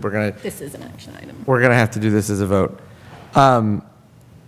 about Kids Kingdom. And so I spoke to Caesar on Monday, and his proposal was, and I sent it as an email. Do you want me to read it? Yes. The Kids Kingdom playground discussion. Liz put Yeah. it in our folder. Would the school board approve a plan for Kids Kingdom that would allow for a reasonable relocation, that is, for example, moving it 20 feet in one direction? The school board would retain the right to review plans once they are drawn up. The language in this email was reviewed and approved by the select board chair. Okay, so after thinking about this more, I would support giving them the ability to do that. But I would like to give them the whole thing back. And I want to make this case, and I'm happy to answer questions, but I just want to lay out my case really quickly. When the school goes to town meeting and presents its budget, one of the concerns that we always face is why our costs are increasing at rates not commensurate with student enrollment and higher than other departments in the town. And everybody on this dais knows the answer. The people in the town do not know the answer. And the answer is because we are the only department that carries our own insurance, our employee insurance, in our budget. And so whenever budget costs go up for healthcare, unlike other departments in town, that gets put in our budget. And that was because many years ago, there was a deal between the schools and the town where once or twice there was small profits to be had in the health insurance line. And so the school said, well, we'll just take them so that we get the profits. That was a poor decision on the part of whoever made it, because that will never occur again. But we have suffered because we are taking something that is not endemic to our purview, and we are handling it for no reason. And my concern is that if we hold on to Kids Kingdom, that something like that will happen, and we will again be saddled with financial burdens, not because it's related to student achievement or education, but simply because of a one-off that happened for sort of inexplicable reasons. Well, there was a school there. Sure, there was a school there, but there's not a school there now. So like we don't have any continuing interest in Kids Kingdom. And so I would support what Caesar had asked, that we would take a vote and make them, give them reasonable to move it. But I would also go one step further and say, we should give care, custody, and control of Kids Kingdom back to the town of Lunenburg. Period. I do not want that on our books. I do not want to spend any money. It's like insane to me that we would spend money on like fixing those things or repairing those things or maintaining those things. And, you know, we need an interventionist at Turkey Hill. Like what, it's even further afield, both literally and figuratively, than like, you know, the discussion Peter and I had about what would we prioritize when we compare two things. Like, athletics are really valuable. It teaches kids leadership and sportsmanship and working together. It also provides an incentive for a lot of kids to come to school that otherwise wouldn't. So like there is a correlation between athletics and student achievement. I cannot see any correlation whatsoever between the maintenance of and control of Kids Kingdom, and student achievement. So we can do this however we want. We can have a debate. We can go down the line and state our positions. But I just think we got to get rid of this thing. It's going to be an albatross sooner or later. It could be, something could happen where we have to spend hundreds of thousands of dollars to fix it. And I just don't want that to be ours. I just don't want it to be ours right now. I asked, I think it was a year and a half or 2 years ago, for us to table the discussion about Kids Kingdom when this first came before us a long time ago. Yes. Only because we didn't know what we were going to do with Turkey Hill, and we still don't know that. However, when this year it came up, I thought we would have the answer to that Yeah. sooner. But now that we've postponed the Turkey Hill process an additional year, I understand why. Not happy about it, but I also understand that we can only do what we can do, and we can't do more than we can. I think it would be only fair to return Kids Kingdom to the town with the understanding that the town understands, the select board and the town manager understand how important this playground is culturally to the town of Lunenburg and what it means to the children of Lunenburg. And not just the students of Lunenburg. I'm talking about the kids who haven't started yet, the kids who go to different schools. It's central to children in Lunenburg. So that be considered when thinking about parking for the senior center. But I think it's only right at this point that we do remit it. And I have a list of priorities for when I join the school committee and things I'd like to get done. And one of them was figure out the Kids Kingdom situation, because sometimes it was questionable who owned it and Oh, we've who had was that care for debate that. so many times. So that's been on my list of priorities, to give it back to the town, because it's a liability we don't need at this point. I just wanted to hold off on it till we made a decision about Turkey Hill, but at this Yeah. point, I think it is unfair for us to hold on to it, now that we've said we're going to wait another year for the Turkey Hill issue, and it's not a more immediate. I have a standing email about once every 6 months to Karen Menard saying, who controls this part? And it's just like, Yeah. no one even knows. Like, why are we doing I mean, this? and we're a small town, and sometimes there's nice cooperation. Sure. And especially as of late. Yep. There's been nice cooperation, but I think in this case, I think we should vote to remit it to the town. Yeah, I think Laura, well said. I appreciate all that. As a parent, I just think it's a really important place, so I hope that, the town finds a good place for it, but it's not really the school committee's responsibility anymore. I do think that we need, I do want to say, it's not an extremely accessible playground. My own kid gets stuck on it sometimes. And it probably needs updates more in line with 2026 standards. However, that is not a cost that the school is in a position to take on right now. And I think that would have to be a parent-led or community-led effort and not a fight for the school committee. Yeah, I agree. You got anything, Emily? I'm not saying anything. Okay.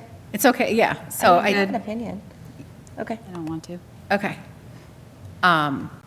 You can vote however you want. Okay. So I'm okay with remitting it to the town, but I'm going to keep an eye on it and become a very irritating citizen about it. I do want to say one thing about this. Since town meeting, the town manager has been exceptionally diligent in keeping everyone, Caesar, me, Chris Menard, on the loop about what's going on. And I think that, to the extent that there was some grimacing about communication, all of that has been fixed. I think that both the town manager and Caesar have done a really good job of making sure that everybody on this committee, and especially prompting me to make sure everybody on this committee, was really good about knowing where we are in the process. Okay. So whatever we vote, I just want to make that Do you clear. want me to make a motion, or Yes, how do we please. word this? You're the lawyer. I think we should, You want to make this? yeah, I'll make a motion Make it legal. to remit care, custody, and control of Kids Kingdom to the town. Two. Okay, second. All in favor? Aye. Aye. Opposed? Abstain? Abstain. Okay. All right, Passes. done. Wait, all right, it's not ours anymore. Not ours anymore. Oh, that feels weird. That's fine. Now, if we could just get rid of the healthcare line item. I had 2 goals when I came on. No, I think we should have health. No. I think other departments should carry it too, Oh, because that's fine. If we want to do that, Let's keep moving. that's it a is an different, associated cost of employment. that's a different debate. All right. Okay. All right. Old business, the mid-year curriculum report. Hi, everyone.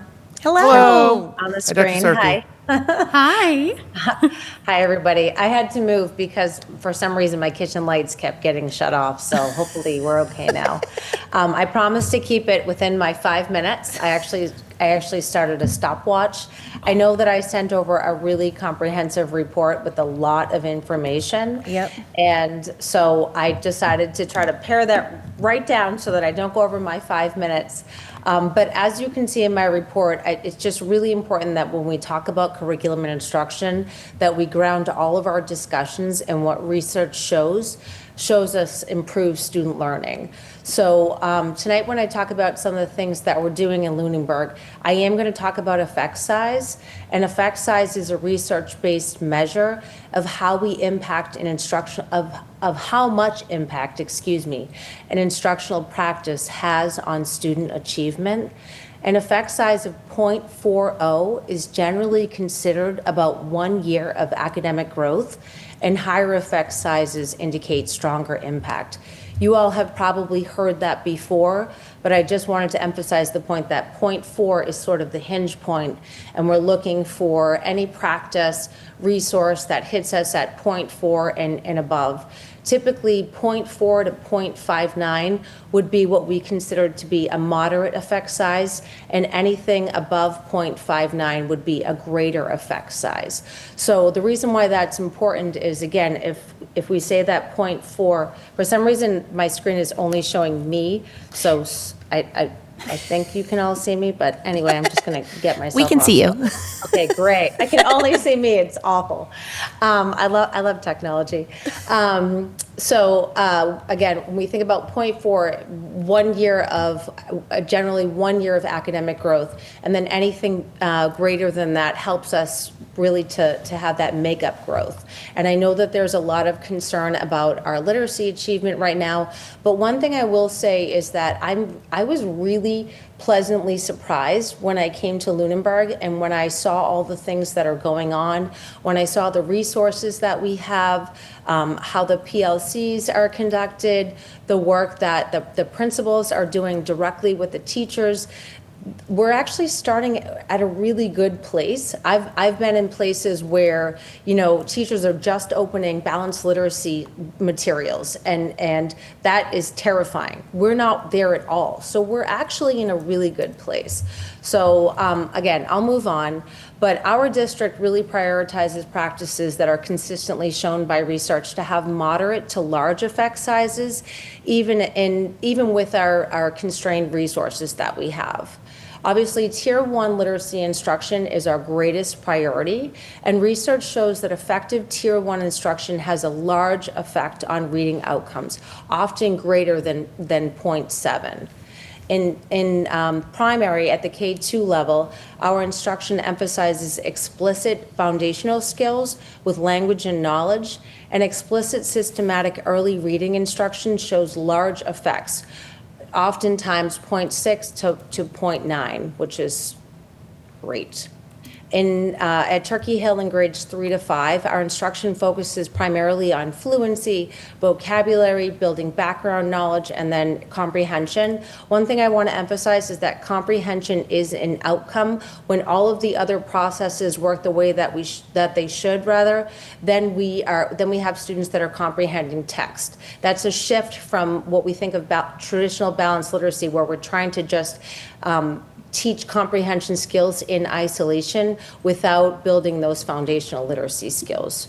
And we know that research tells us that vocabulary and knowledge building shows moderate effects on comprehension, somewhere around 0.4 to 0.6%. In grades 6 through 8, students regularly engage with complex text, complex grade level text with the Amplify curriculum. I was so happy when I found out that the middle school has Amplify. And we know that research tells us that maintaining rigor produces long-term effects greater long-term effects than lowering text complexity. I had the pleasure of working with a researcher from Harvard, Dr. Noni Lasso, a couple of years ago with a project, and she talks a lot about how we need to make sure that we're exposing our students to grade level complex text because we want to make sure that they have access to the language of academia. She talks about how students do not develop academic language through simplified texts, but through sustained engagement with complex content-rich texts that are paired with explicit language instruction. And that's not just Dr. Lasso's work. That comes from a number of peer-reviewed articles, but Noni Lasso is somebody that I just thought I would mention. In grades 9 through 12, our literacy instruction emphasizes analysis, evidence-based writing, and academic discourse. And we know that research tells us that explicit writing and argumentation instruction shows large effects, oftentimes 0.5 all the way up to 0.9.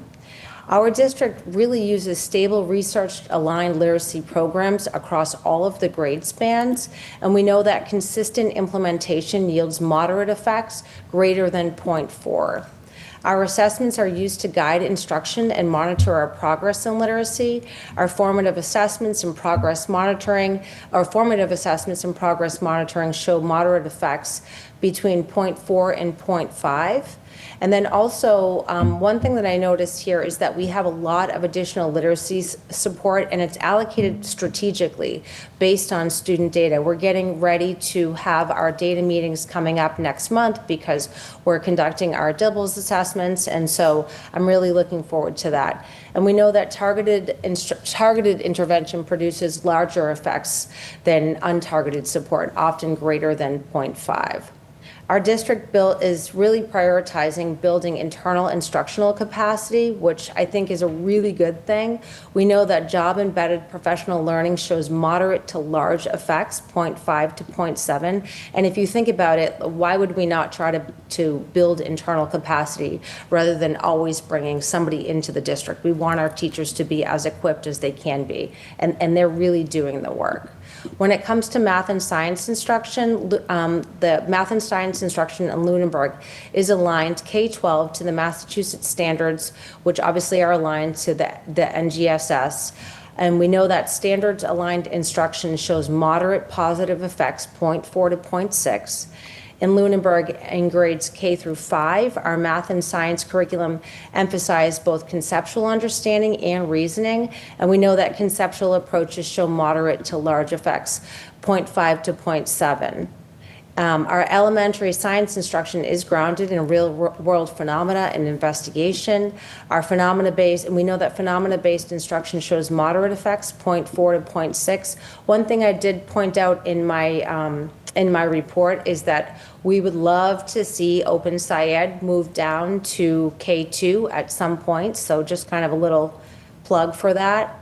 And then additionally, in grades 6 through 8, our science instruction maintains rigor while supporting productive struggle. Research tells us that productive struggle supports moderate gains and learning transfer, 0.4 to 0.6.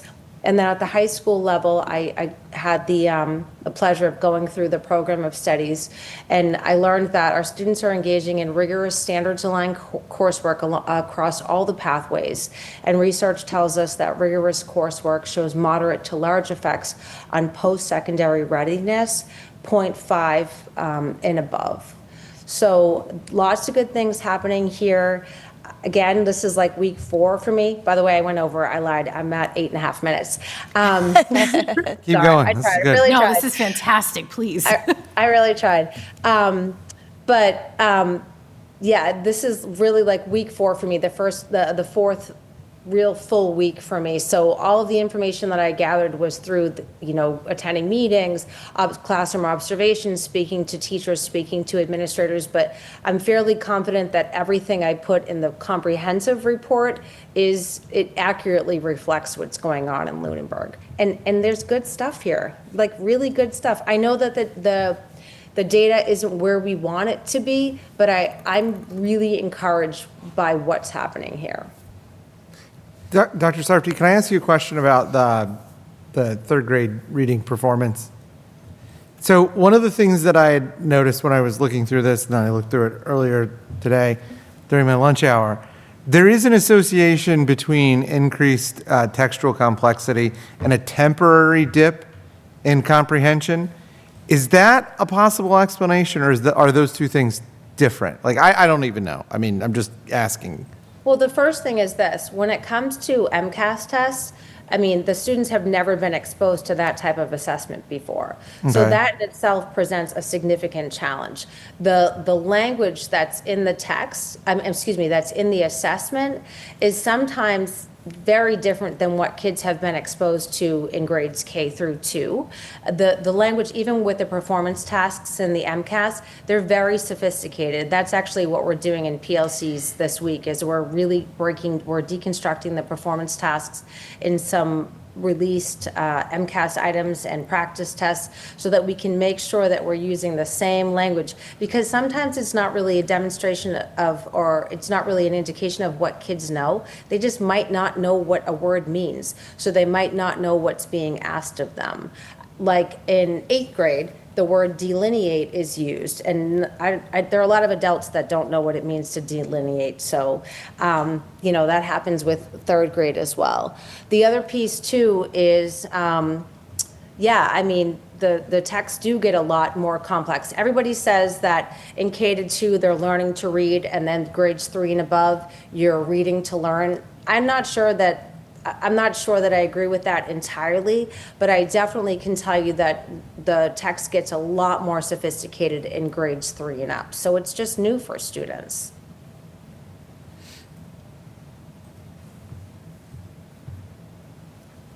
That was amazing.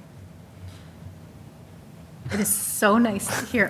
I'm glad that we're doing things, optimism yeah, and that we're doing things good. We're in a decent place.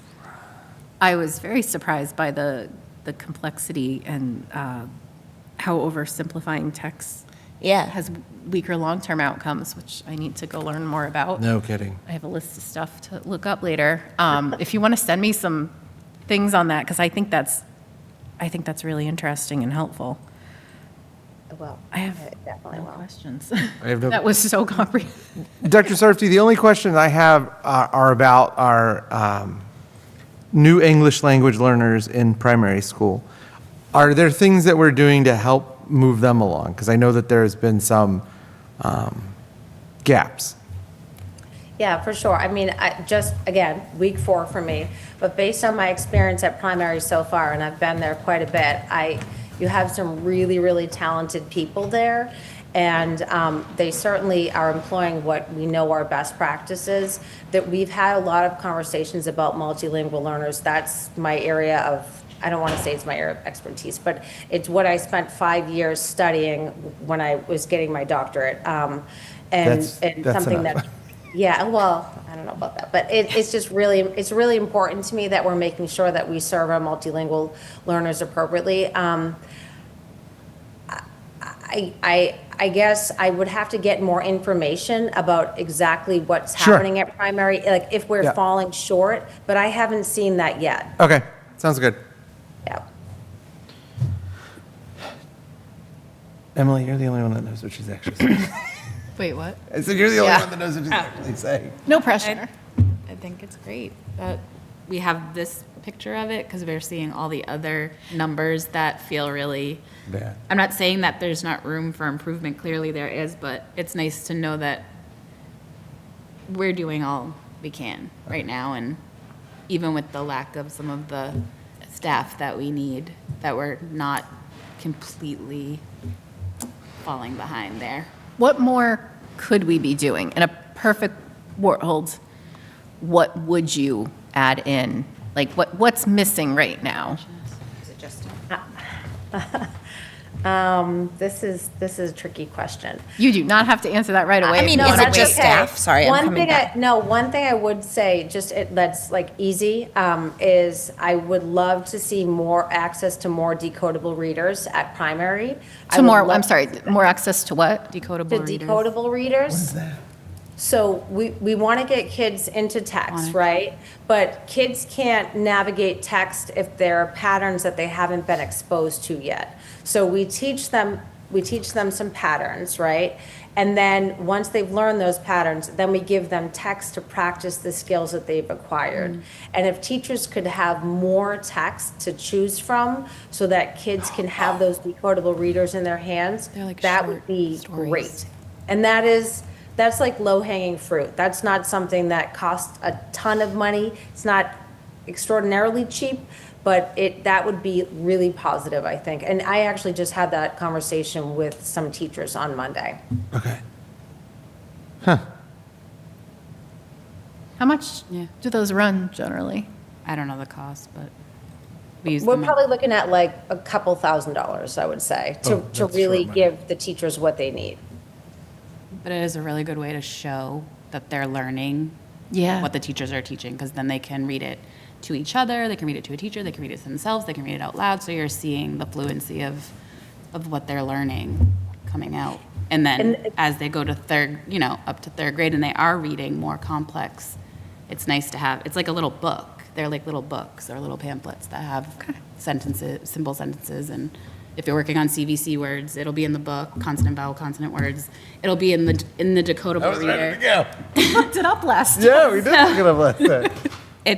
We use them, I don't work at a public school, it's different, but we use them, and it is, as a teacher teaching literacy, it is great to watch them sit there and read through all the things you've taught them for 2 weeks and see that they're getting it, and if they're not, backing up and. So we do have, I don't want to give the wrong impression, we do have some decodables for sure.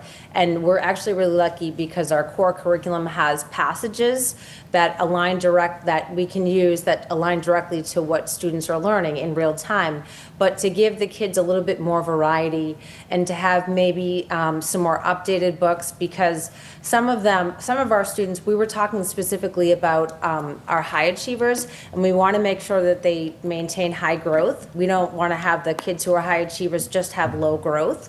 And so some of the better decodable readers almost look like chapter books that have beautiful pictures. Kids can, read real stories, and that would be something that I think would be really helpful for our teachers. Excellent. Thank you. Is there anything we need to do for you? No, I dove right in. and, That was fantastic. That was fantastic. Thanks. All right. Look at us, we're just flying. I love getting presentations from teachers because Yeah, they know how to they do know how to presentations. present and teach. All right. Wow. Next thing we have is the 26-27 school calendar.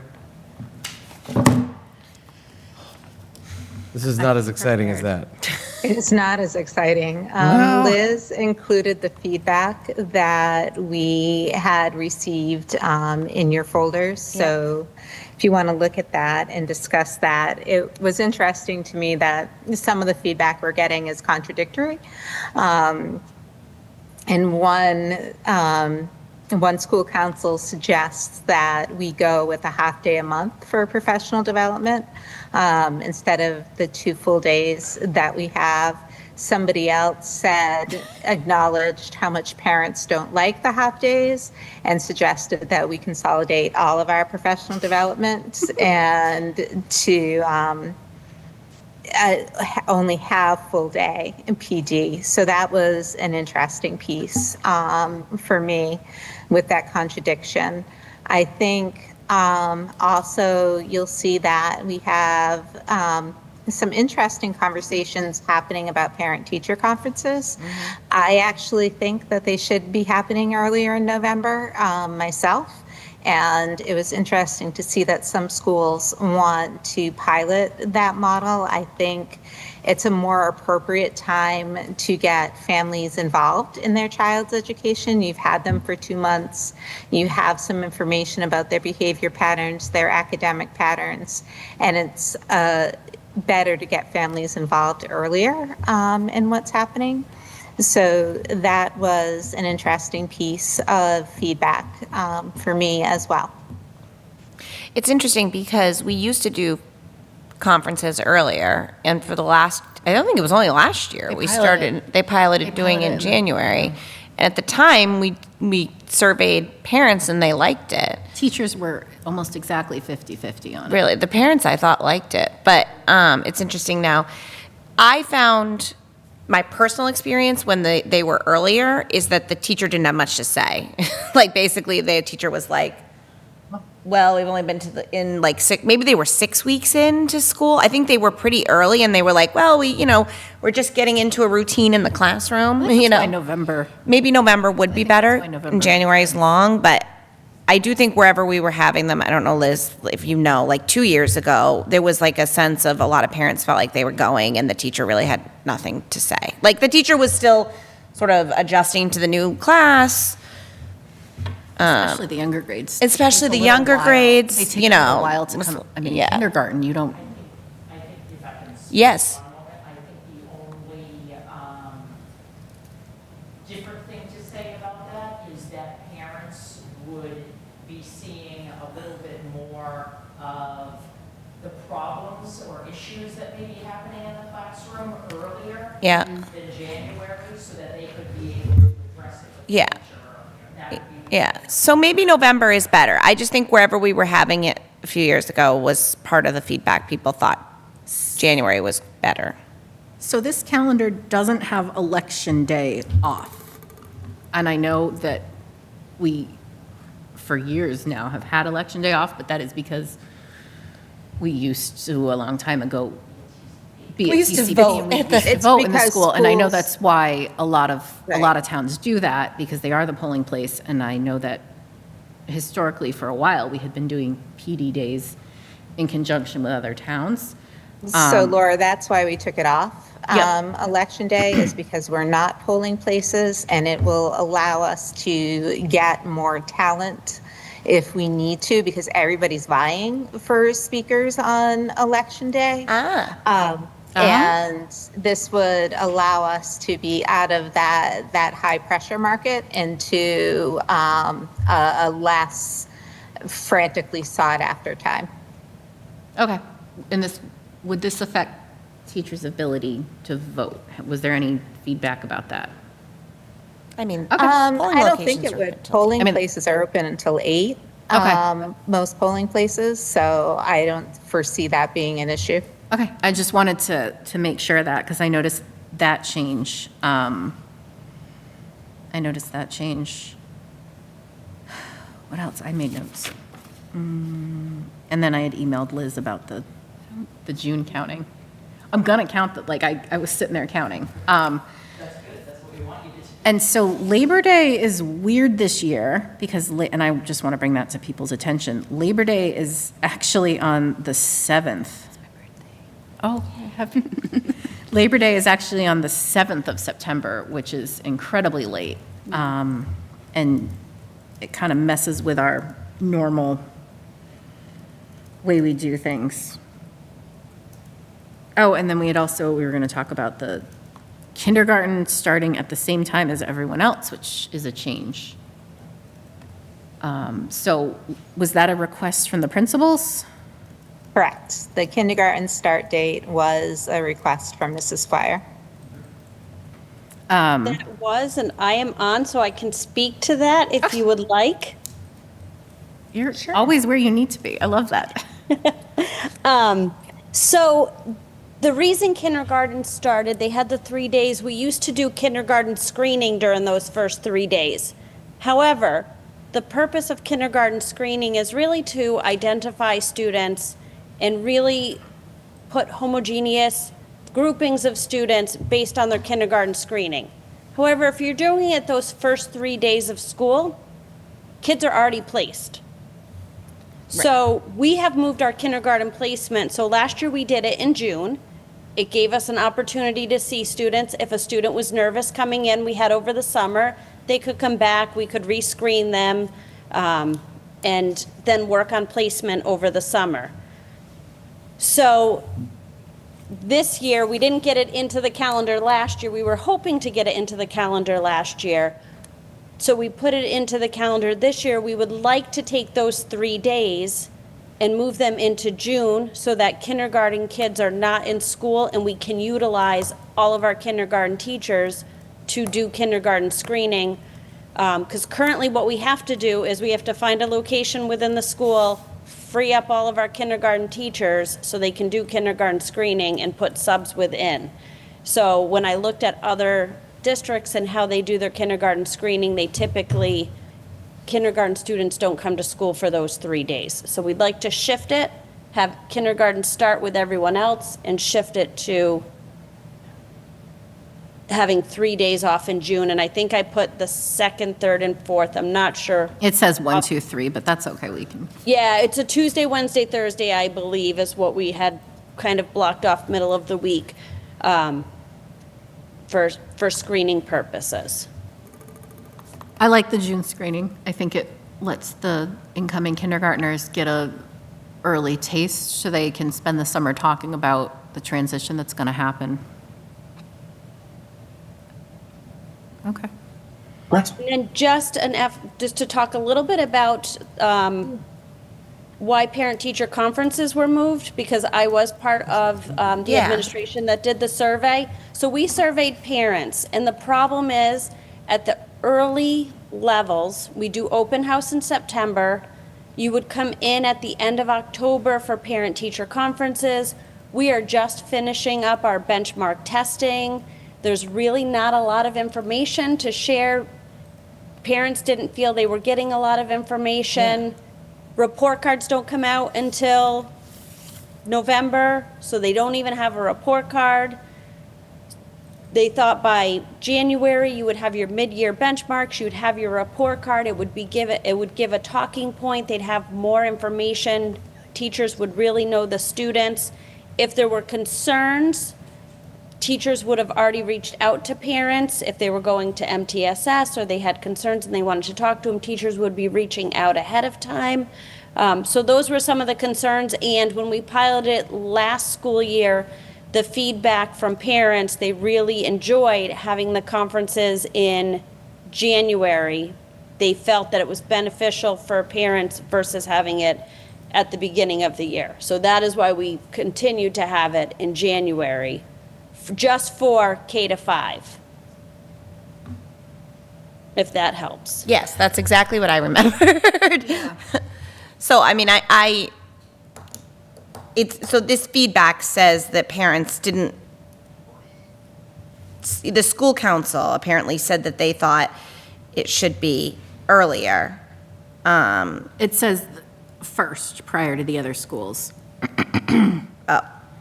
Well, then I down think- below it says November. Right, it says November. I So feel like the open houses fill, there's a gap, seeing where your kid is going to school and seeing their teacher's Well, face. right, So I yeah. feel like open house really helps to fill yes. that need. And our, I don't know how other schools are, but I know that our teachers, at least in my experience, are very good about proactively reaching out and being willing to meet earlier. Yeah, I mean, I don't have a strong opinion either way, honestly. I just think we just piloted it and we asked people what they liked and they said January, so why Yeah. would we go back? That's my only, It does, I mean, it still feels a little late, but, December. I'm just kidding. Well, Right, but yeah, then, so like, the I problem is honestly think that December- early December would be ideal, but December is absolutely Crazy, yeah. insane, and I don't want to add anything to a December calendar Right. ever. November. And we're not talking about middle high school, right? We're just They're talking staying November. Yeah. What is the middle high school doing? November. We're not talking about changing that. They're doing right? October. Oh, yeah, I did do October. So I have a question. We're doing our conferences January 29th of this year. Would it be in our best interest to send a survey out again? This would be our second year doing it. Send a survey out to parents, garner input, and see if the input is different. Bring that back to school committee. I shared it last year in my weekly update with the families so that they could see what their input was around parent-teacher conferences and what way we were going to continue to go. Maybe we share that with school committee, and maybe that helps inform your decision around parent-teacher conferences. We can always do an update. If you approve a calendar tonight, we can always do an update and include parent-teacher conferences at a later time to the school calendar. I think that makes sense. I think if, 1 year is probably not enough of a sample size. Yep. That's fine. Okay. All right. Clarification too. Absolutely. That this is on as a discussion item. Yes. Because of this feedback. Yeah. So after this meeting, what will happen is, I will take whatever your feedback is and we will put it into another draft version of the calendar. Yeah. And then we will bring it forth for Sounds the good. next meeting is what Okay. will happen, so. All right. So the schedule for September would be 3 days, and then, 4 days.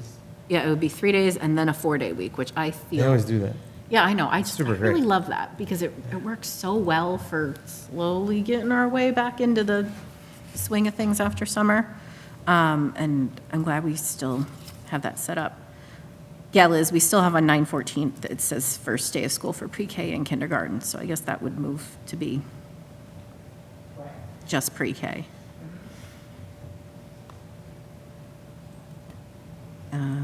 I guess my only question, Mrs. Squire, so you need 3 days for screening? It just seems like 3 days off for parents in the beginning of June is sort of strange. For those kindergartners, Yeah, we've done it in May in the past, I think. that they just didn't Yeah, have school? Yeah, 3 days of kindergartners just don't have school. Oh, I was going to say, in previous years prior, they did it in May.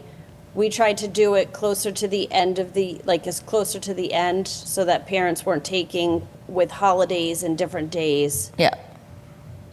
I just want to let you know that the union president has texted me and has indicated that union and admin worked together to discuss how conferences could be better, and each building was left to decide a pilot.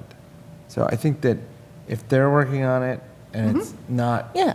making people scream, we should let them keep working on it. Yeah, and the teachers are the ones who know what works for the students. So if no one has any more questions. Oh, the on- PD days. We should talk about the PD days. Because, so does this have PD dates in there, Liz? What did we end up doing for the PD days? Because one of the feedback was more half-days and the other one was no half-days. Yeah, I want to go with the full days. Typically, in past years, what has happened is the PD committee has made a recommendation. Okay, And then the union presidents would look at that recommendation and like the para union and the LEA, Yep. that type of thing would look at that. And then more recommendations would come to us, which I would then add to the next draft. Of the okay. calendar So that we we'll bring wait, forth to you. we'll wait for them to figure that Yeah. out. I know what I like personally, but I'm not going to rearrange the school calendar for what I like. We'll go for what gets the most effective PD for our teachers, I think. I just want less meetings and more emails. Period.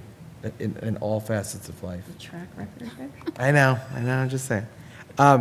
One thing I wanted to do, if we're done with the calendar discussion, I did not notice that the mid-year curriculum report was an action item. Oh. So can we go back? Yeah. And can somebody make a motion to accept? Motion to accept that excellent mid-year curriculum report. Second? All in favor? Aye. Okay. There you go. Whew, good job. Sorry. Did you get texted about that? No, I did not get Okay. texted by, I get texted by a lot of mistakes I made. That was not one of them. I actually noticed that one myself. All right, see money. We're at, E-money. I'm checking it. You're okay with that nickname, right? Because he just, I have cleared it with him. all right, I'm just checking. Fiscal year 25, 26, budget update. And he's living up to it. Look, So for FY '26, it looks like we're on track. Right now, we're at 47.3% expended. There's going to be about a 0.5% reclassification from the paras that I mentioned in the last meeting. Last year, we were only at 47.2% expended at this same time. Okay. So we're about 0.5, 0.6% above where we were last year. You might ask why halfway through the year we're not at 50% expended, and a lot of it has to do with the winter months coming up, a lot of the ramp up in expenses, the way the teachers are paid at the end of the year. So those are some of the notes that I took away from the budget report that I provided tonight. Yes, because I'm reminding myself, our fiscal year starts July 1st, right? Correct. Our I was fiscal year thinking starts of the July school year, 1st. but no, it starts July. Yeah. Do you encumber the heating expenses, like, based on an estimate, or? So I believe it's based on an estimate. Okay, Hold on one second. sorry, just because it's been cold, and Yeah. I know you can't control that. I was just wondering how we did that, if we do it as an estimate per month, if we break it, if we divide it by 12, or if we go by average monthly. So we do encumber most of it. Okay, is it an average of, It's an average of the 12 months, I Okay. believe. so we might be over that 50% with heating. With heating, we are over that 50% right now. We already are? Well, no, with the encumbrances, we are. We're over that 50%. Okay, Because because we're halfway through, Because we're halfway through the year. okay. Or more But than, if the heat was extra, then it would, okay, yeah. because actually, the actual costs are less, okay, in the So spring. in other words, if we get an unusually Yeah, that's long where I'm cold going. spell, Yeah. we might have problems. But the It's estimate, possible. the estimate includes normal weather. Yeah. Okay. So when I talked with Dr. Fortuna earlier today, and we probably have about a 1% wiggle room right now, which is good and bad because we know we have the money to spend. What we're going to spend it on, that's up to 1% of the budget, or 1% just when we're 1% of the budget. heating? So 1%. No, just 1% of the budget. 1% of 25 million. That's fine. Yeah, so we're like 1% behind what we would have to be to spend to what we would be at. To meet the 26 million. Yeah, like to Or- meet the 26 million as of Correct. July 1st. That's a good number. I mean, Are that's you- is within that- our historic norms. Okay, No, that's just based on historic norms. Oh, okay. With 47.7% we're at right about now. Yeah. So we have about a 1% wiggle room we're probably going to have at the end of the year. Okay. I mean, we spend less at the beginning of the fiscal year because the first 2 months, there are no students in the building. Right. Correct. Okay, we doing good? We are. And I will have a report for you probably this weekend or early next weekend on the revolving funds. Yay! So, Wait, really? yeah. Already? It'll be updated through most likely 12/31 or 1/6. 2.5%. Because there was a lot of cash receipts posted this week, so I should have that to you by either this weekend or early next week. Yeah, there's a spreadsheet in the Yeah, book. I noticed there was a spreadsheet in the book, and we took it back because there was one formula that was off. Okay. Causing beginning and ending balances to be off by a little bit, and I just wanted to make sure they were all accurate. You're the best, thank you. It's a glass of wine and some good reading over the weekend. And then can you recommend to us at some point, like, should we be collapsing some of these What do you mean? revolving accounts, or are they all here for a reason? So I'm not sure if we can just collapse them. Okay. It's not a have huge to look problem, I guess, but it look just into would that. be cleaner. We did Yeah. some of that last year? Yes. We Okay. did some of that last year. That was, remember, we closed Cleaned the up. class of all of, Yeah. the old classes. Oh, yeah. And that work was done. Yeah, I have that money now in class of 2001. Yeah. Yeah. Treasurer, class of 2001, so. You and Peter were out towning each other. We did- we trying were- to figure out which streets were. We were out towning each other, Yeah. I yeah. was like, all right, everybody's playing the towny drinking game. Go. Okay, so, yeah, I guess my one thing I had been concerned about was heating. But this is good. Yeah. Awesome. Is there anything that surprised you in the revolving funds so far? Not in the revolving funds. Okay, what did surprise you then? Because I feel like that's an opening. You know, that's a hard question to answer right off the top of my head. I think the one thing that surprises me is that we are on track to spend out the budget as we should. Yeah. That surprises you? Well, it doesn't surprise me, but I think that's a good thing, Yeah, okay. Given what we did last year. given that what should happened be- last. Yeah, and given how chaotic it one was to priority. start Yeah. the year. Yeah. Okay, that's because of you, and I thank you for that. You and Dr. Fortuna Yeah. did a very good job. Okay. All right. Anybody have any other questions for Chris? I will have questions on the revolving fund. Oh, yeah. That's for next. I cannot wait to see that. I'm being slightly facetious, but not too much. I have always wanted to see how the revolving accounts worked, because some of them, it just seems like they're like this,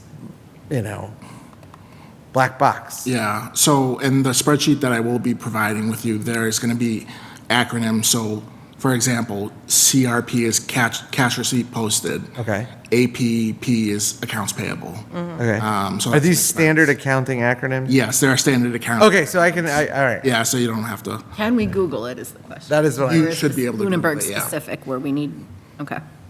all right.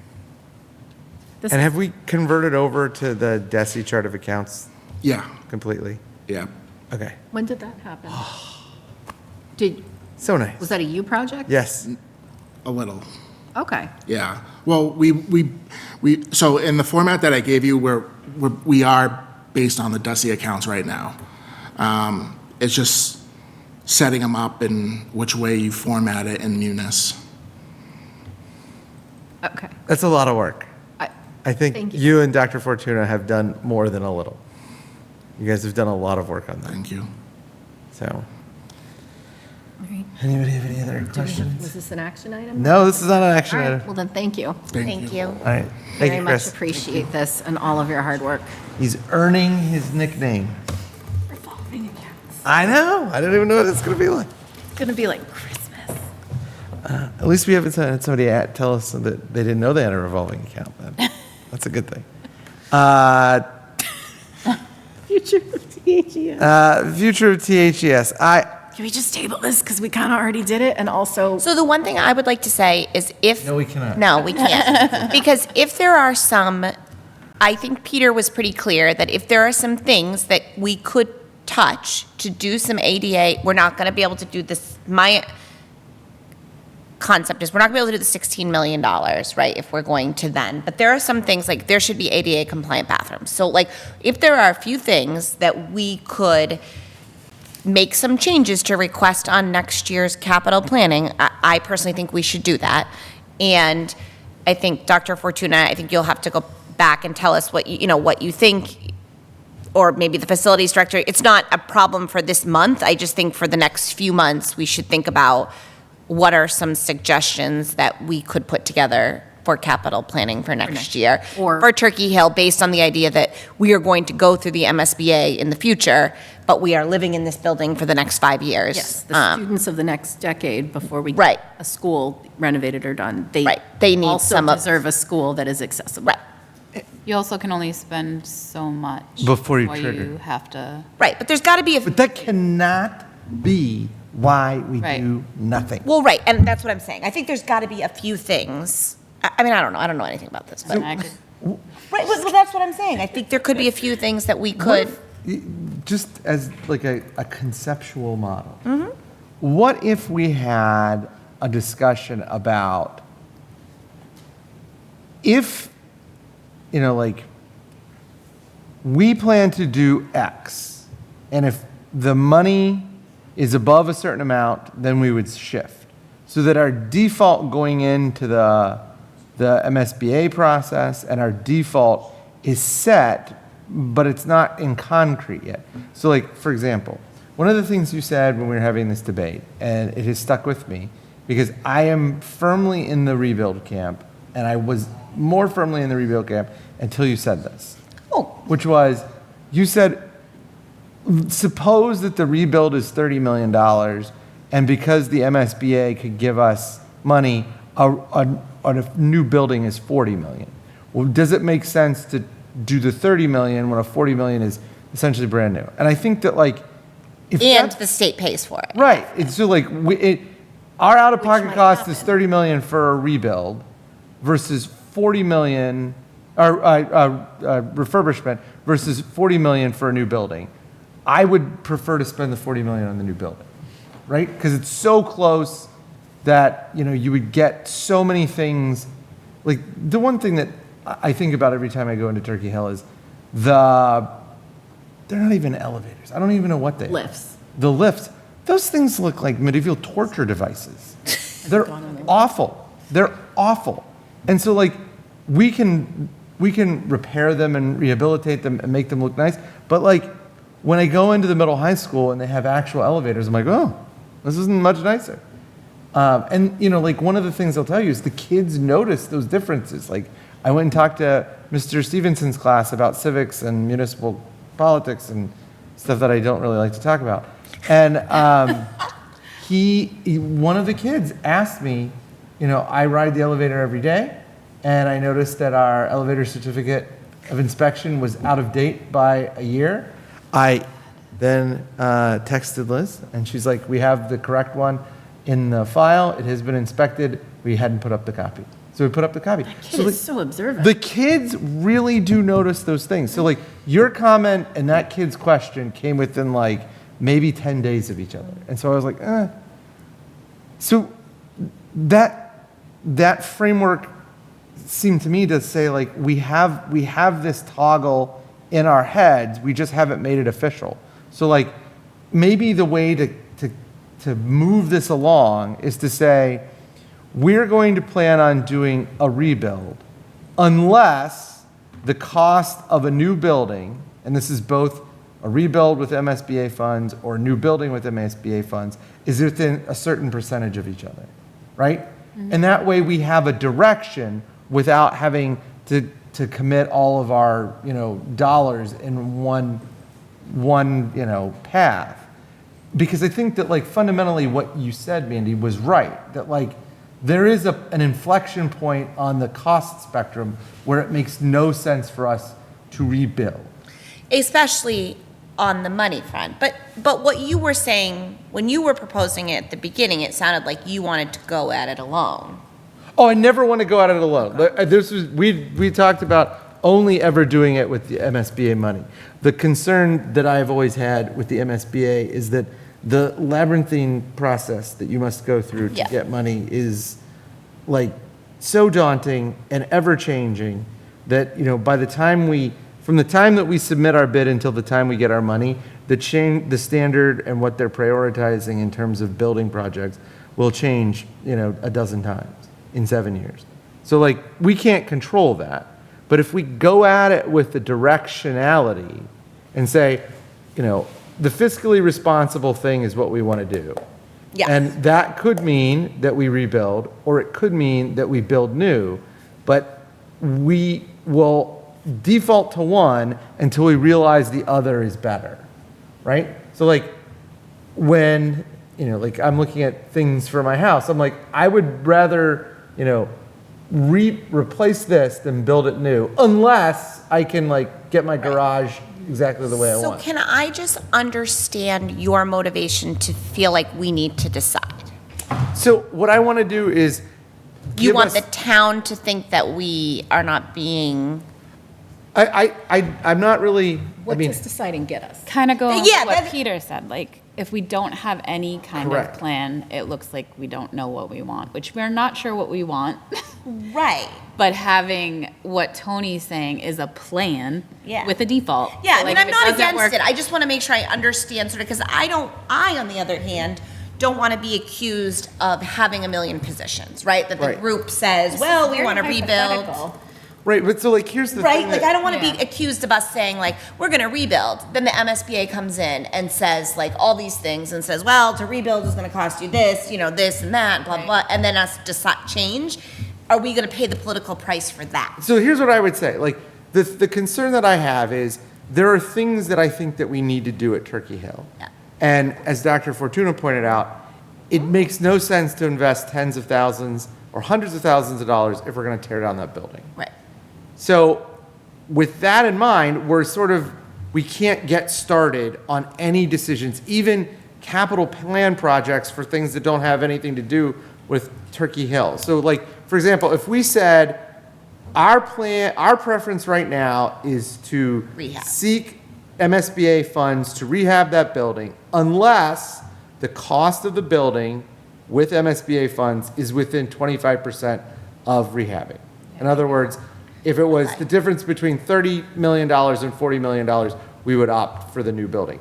And then we could use that directionality to make a whole bunch of other preliminary decisions and just move the ball along without committing to one thing over another in the event that I do think that there is a possibility that you could be right. And we get to the point where a new building is the financially responsible thing to do, even if it's a little bit more expensive, right? Like, Right. I'd rather spend a nickel to save a dime and do it right now. And I keep going back to the very first thing I did on school committee, which was looked at the air conditioning.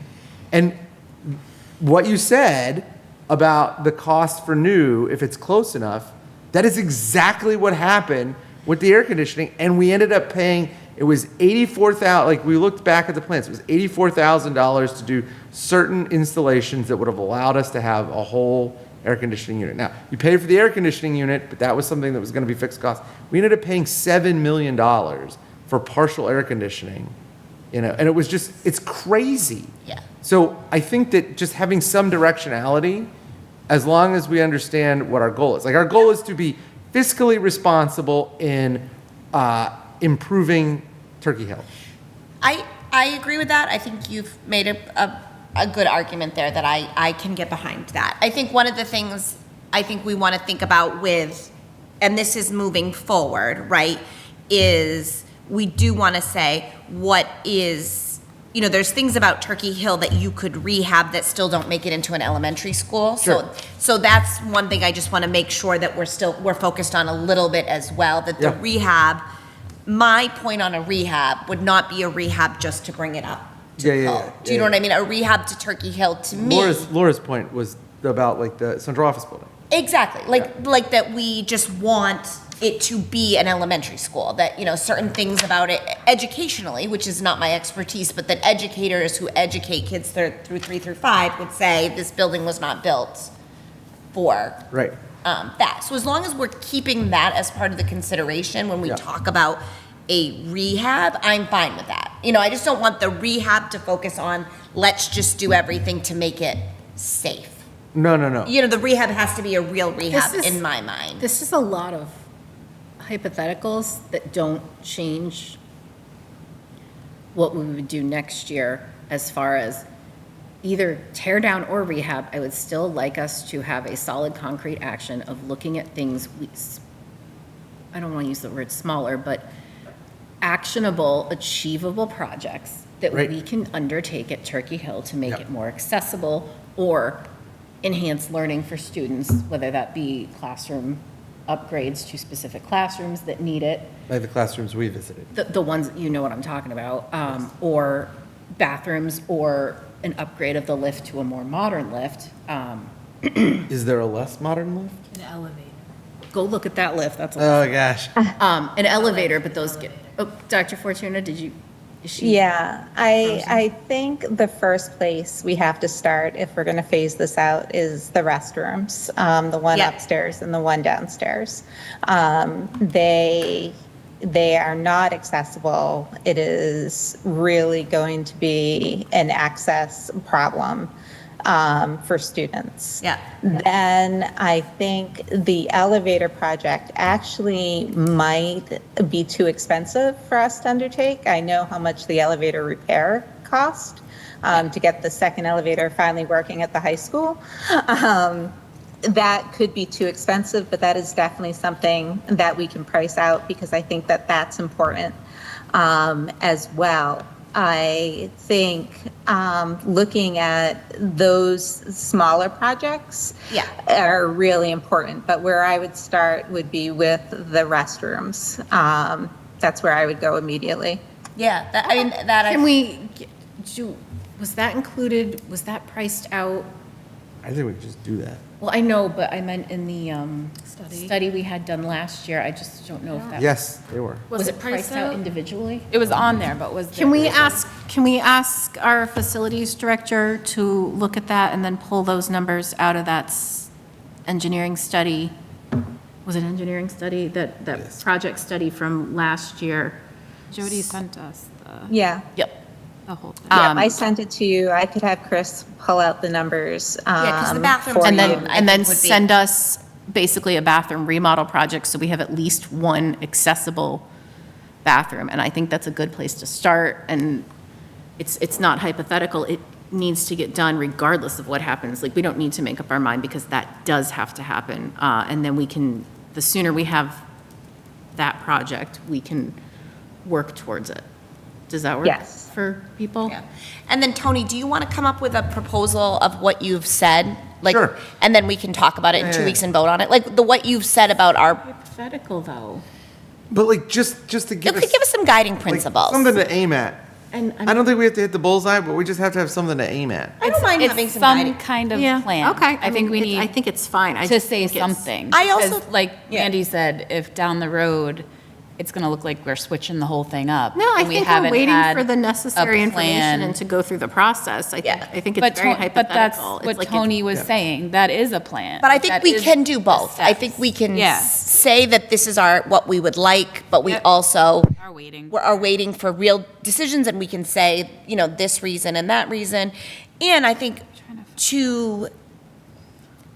if we're going, we're going to go through this whole override process, most likely in the next few months, to have something that if people are asking us those questions, we have a plan. Do you know what I mean? And our plan Okay, is, that- this is our plan. No, We're that- not looking for the Taj Mahal. Like, we're not asking Okay, for a huge. That's a good argument. We Okay. have already discussed it. No, you can, okay. Yeah. That's a good argument. That's perfect. Okay.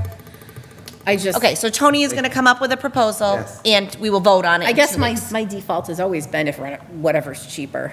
Yeah, But which no, is- Within 'cause, like, reason, not whatever's cheaper, but, what is more fiscally I'd responsible? like to do Fiscally renovation responsible. if it's the fiscally responsible thing to do, but, okay. It's just, it's going to be weird to quantify because. I think he can do it. He's a lawyer. Nah, I'm not so optimistic. But I just thought that the thing that you said, Mandy, had rung in my head ever since you said it, because I had not thought about the possibility that if we can get the MSBA to give us more money, we're going to get within striking distance of the I new think that's what building. happens in a because- lot of because if it's projects. 10 to because 20 Many towns end up just building new. Yes. And the MSBA seems a little politically geared towards the business of a new. You think? Yes. So I do suspect that if we go through the MSBA process, we will be pushed in that direction. That's fine. If they because want to give us the money, The just- funding tends to, at the moment, want people to build new. It's better for the just like this state. gentleman who came and presented, if the state wants to pay for it, I'm all ears to take it. Yeah, Give me the money. okay. Do you All right. want to do committee reports? Yeah, let's do committee reports. I got none. Anybody have any committee reports then? Tomorrow's the 8th, right? Yes. Tomorrow, the 8th, Paxel will be meeting at the Lunenburg Middle High School This at is 6 o'clock. in person? In person and Zoom. And what does Paxel do for people watching? It is the Parents Advisory Council supporting all learners. So anyone on a 504, IEP, or an ELL learner, parents can come and get support and advice and resources, share experiences, stories. It's what happens there stays there. It's a supportive support group. Okay. The PTO met on Monday night. We have our special someone dance. The tickets go on sale tomorrow. If any businesses are listening and want to be sponsors, we're always welcome to take sponsors. We've had a lot of local businesses step up, which is amazing. We also have some blankets left for anyone who bought a blanket. I think they're $30. You can email the president at the PTO, Shauna, and she can help you get it if you want to buy one. They're like very large and very soft. Actually, they're really nice. Can you just say the businesses that have sponsored, I want to give them. Oh, yeah. Gatsby Grounds Company is going to be our presenting sponsor, which is amazing. Powell's has given us a fundraiser. I actually have a whole list. Yeah, no. I'm happy to give because people have really been wonderful. This town is so nice. They're very generous. Damon McQuaid, who's an architect, Lynn Walsh Real Estate, Styles Company, Photos by Jen, Biotech Builders Group, Nedlow Mechanical, Keatings, and that's it. But that's it so far. But I have other people. Oh, also I heard from Lunenburg Diner as well. So, And delicious pancakes. yes, very good. So for those of you who are new, we have 2 dances, a 3 to 5 and a 6 to 8. The 3 to 5 is geared towards the little kids. The 6 to 8 is geared towards the kids from third through 5th grade, which makes it confusing because the earlier dance is from 3 to 5. But Do you need I can volunteer this? Yeah. Because I don't have anyone going. yeah, and we'll need volunteers. I'm working on a volunteer spreadsheet. It's actually really fun to volunteer, and I actually already have some teenagers who I've asked. The National Honor Society is usually great, and I also have some friends who have teenage girls who helped last year and thought it was really fun. Bananas fun. I mean, it's bananas fun, and it's also like being a volunteer is you teach kids to be volunteers young, so they're volunteers for life. Ethan goes. It's both bananas and fun. Oh, I mean, it's insane, but I mean, I think it's fun. So, and it's a real success. And we have 400 tickets to the 6 to 8 dance, and we've sold out the last 3 years. So if you want your tickets to the last dance, What time do they go on sale tomorrow? I don't know. I can check what time the email goes out. Yeah, I won't be able to get it later. Yeah. So thank you everyone for your support and yeah. Oh, and also we're doing Great Wolf Lodge. The PTO's been amazing. I haven't been going to meetings like I've been doing this. So the women on the PTO and the men, there's a few men, have really been kicking butt. They've been doing a lot of great events because it's not just about raising money. There was a movie in December and we have Great Wolf Lodge. the Great Wolf Lodge fundraiser is, we have no school on March 20th, so March 19th, Great Wolf is giving us, I think, $15 or $20 per night that's reserved. And so we've already reserved, like 40 families have reserved rooms, so it's going to be all the Lunenburg kids and their friends running around. Oh, God. And the rates are really good because it's a random Thursday night. The kids don't have school the next day. It's $119 for a suite at Great Wolf, which is It's a good deal. Really good. is a really good That deal. includes the water park. That includes the water park for both days, Yeah, 2 days. water park. So, yeah, so that as well, we sent a notice out about that the other day, but, All right. Yeah. Excellent. Any, I have no updates.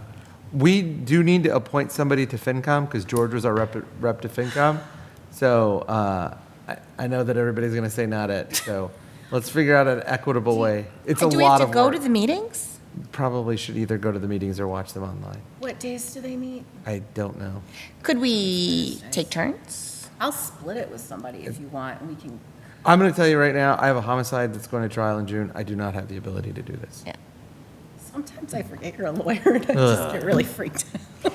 I mean, It's definitely going. We've gone down Okay. that path. I could probably watch the meetings. I cannot commit to going to the meetings. I can try and go. I just I will leave it to you guys to Yeah, figure that out. well, and then try and go, and then if I can't, Yeah, I mean, I'm happy to Text you watch guys, I them. guess. Yeah, I'm happy to watch them.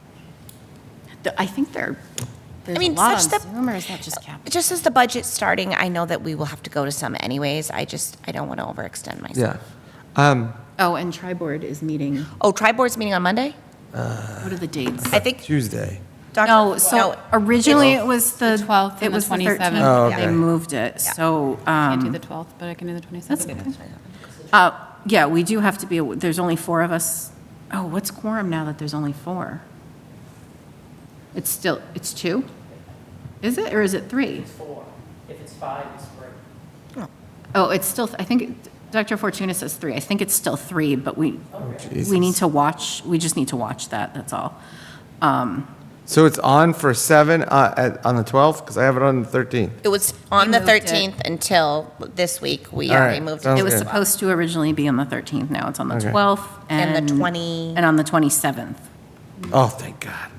I have an all-day hearing on the 26th. So we just, I mean, we don't have to have a quorum, but it's polite to show up with a quorum.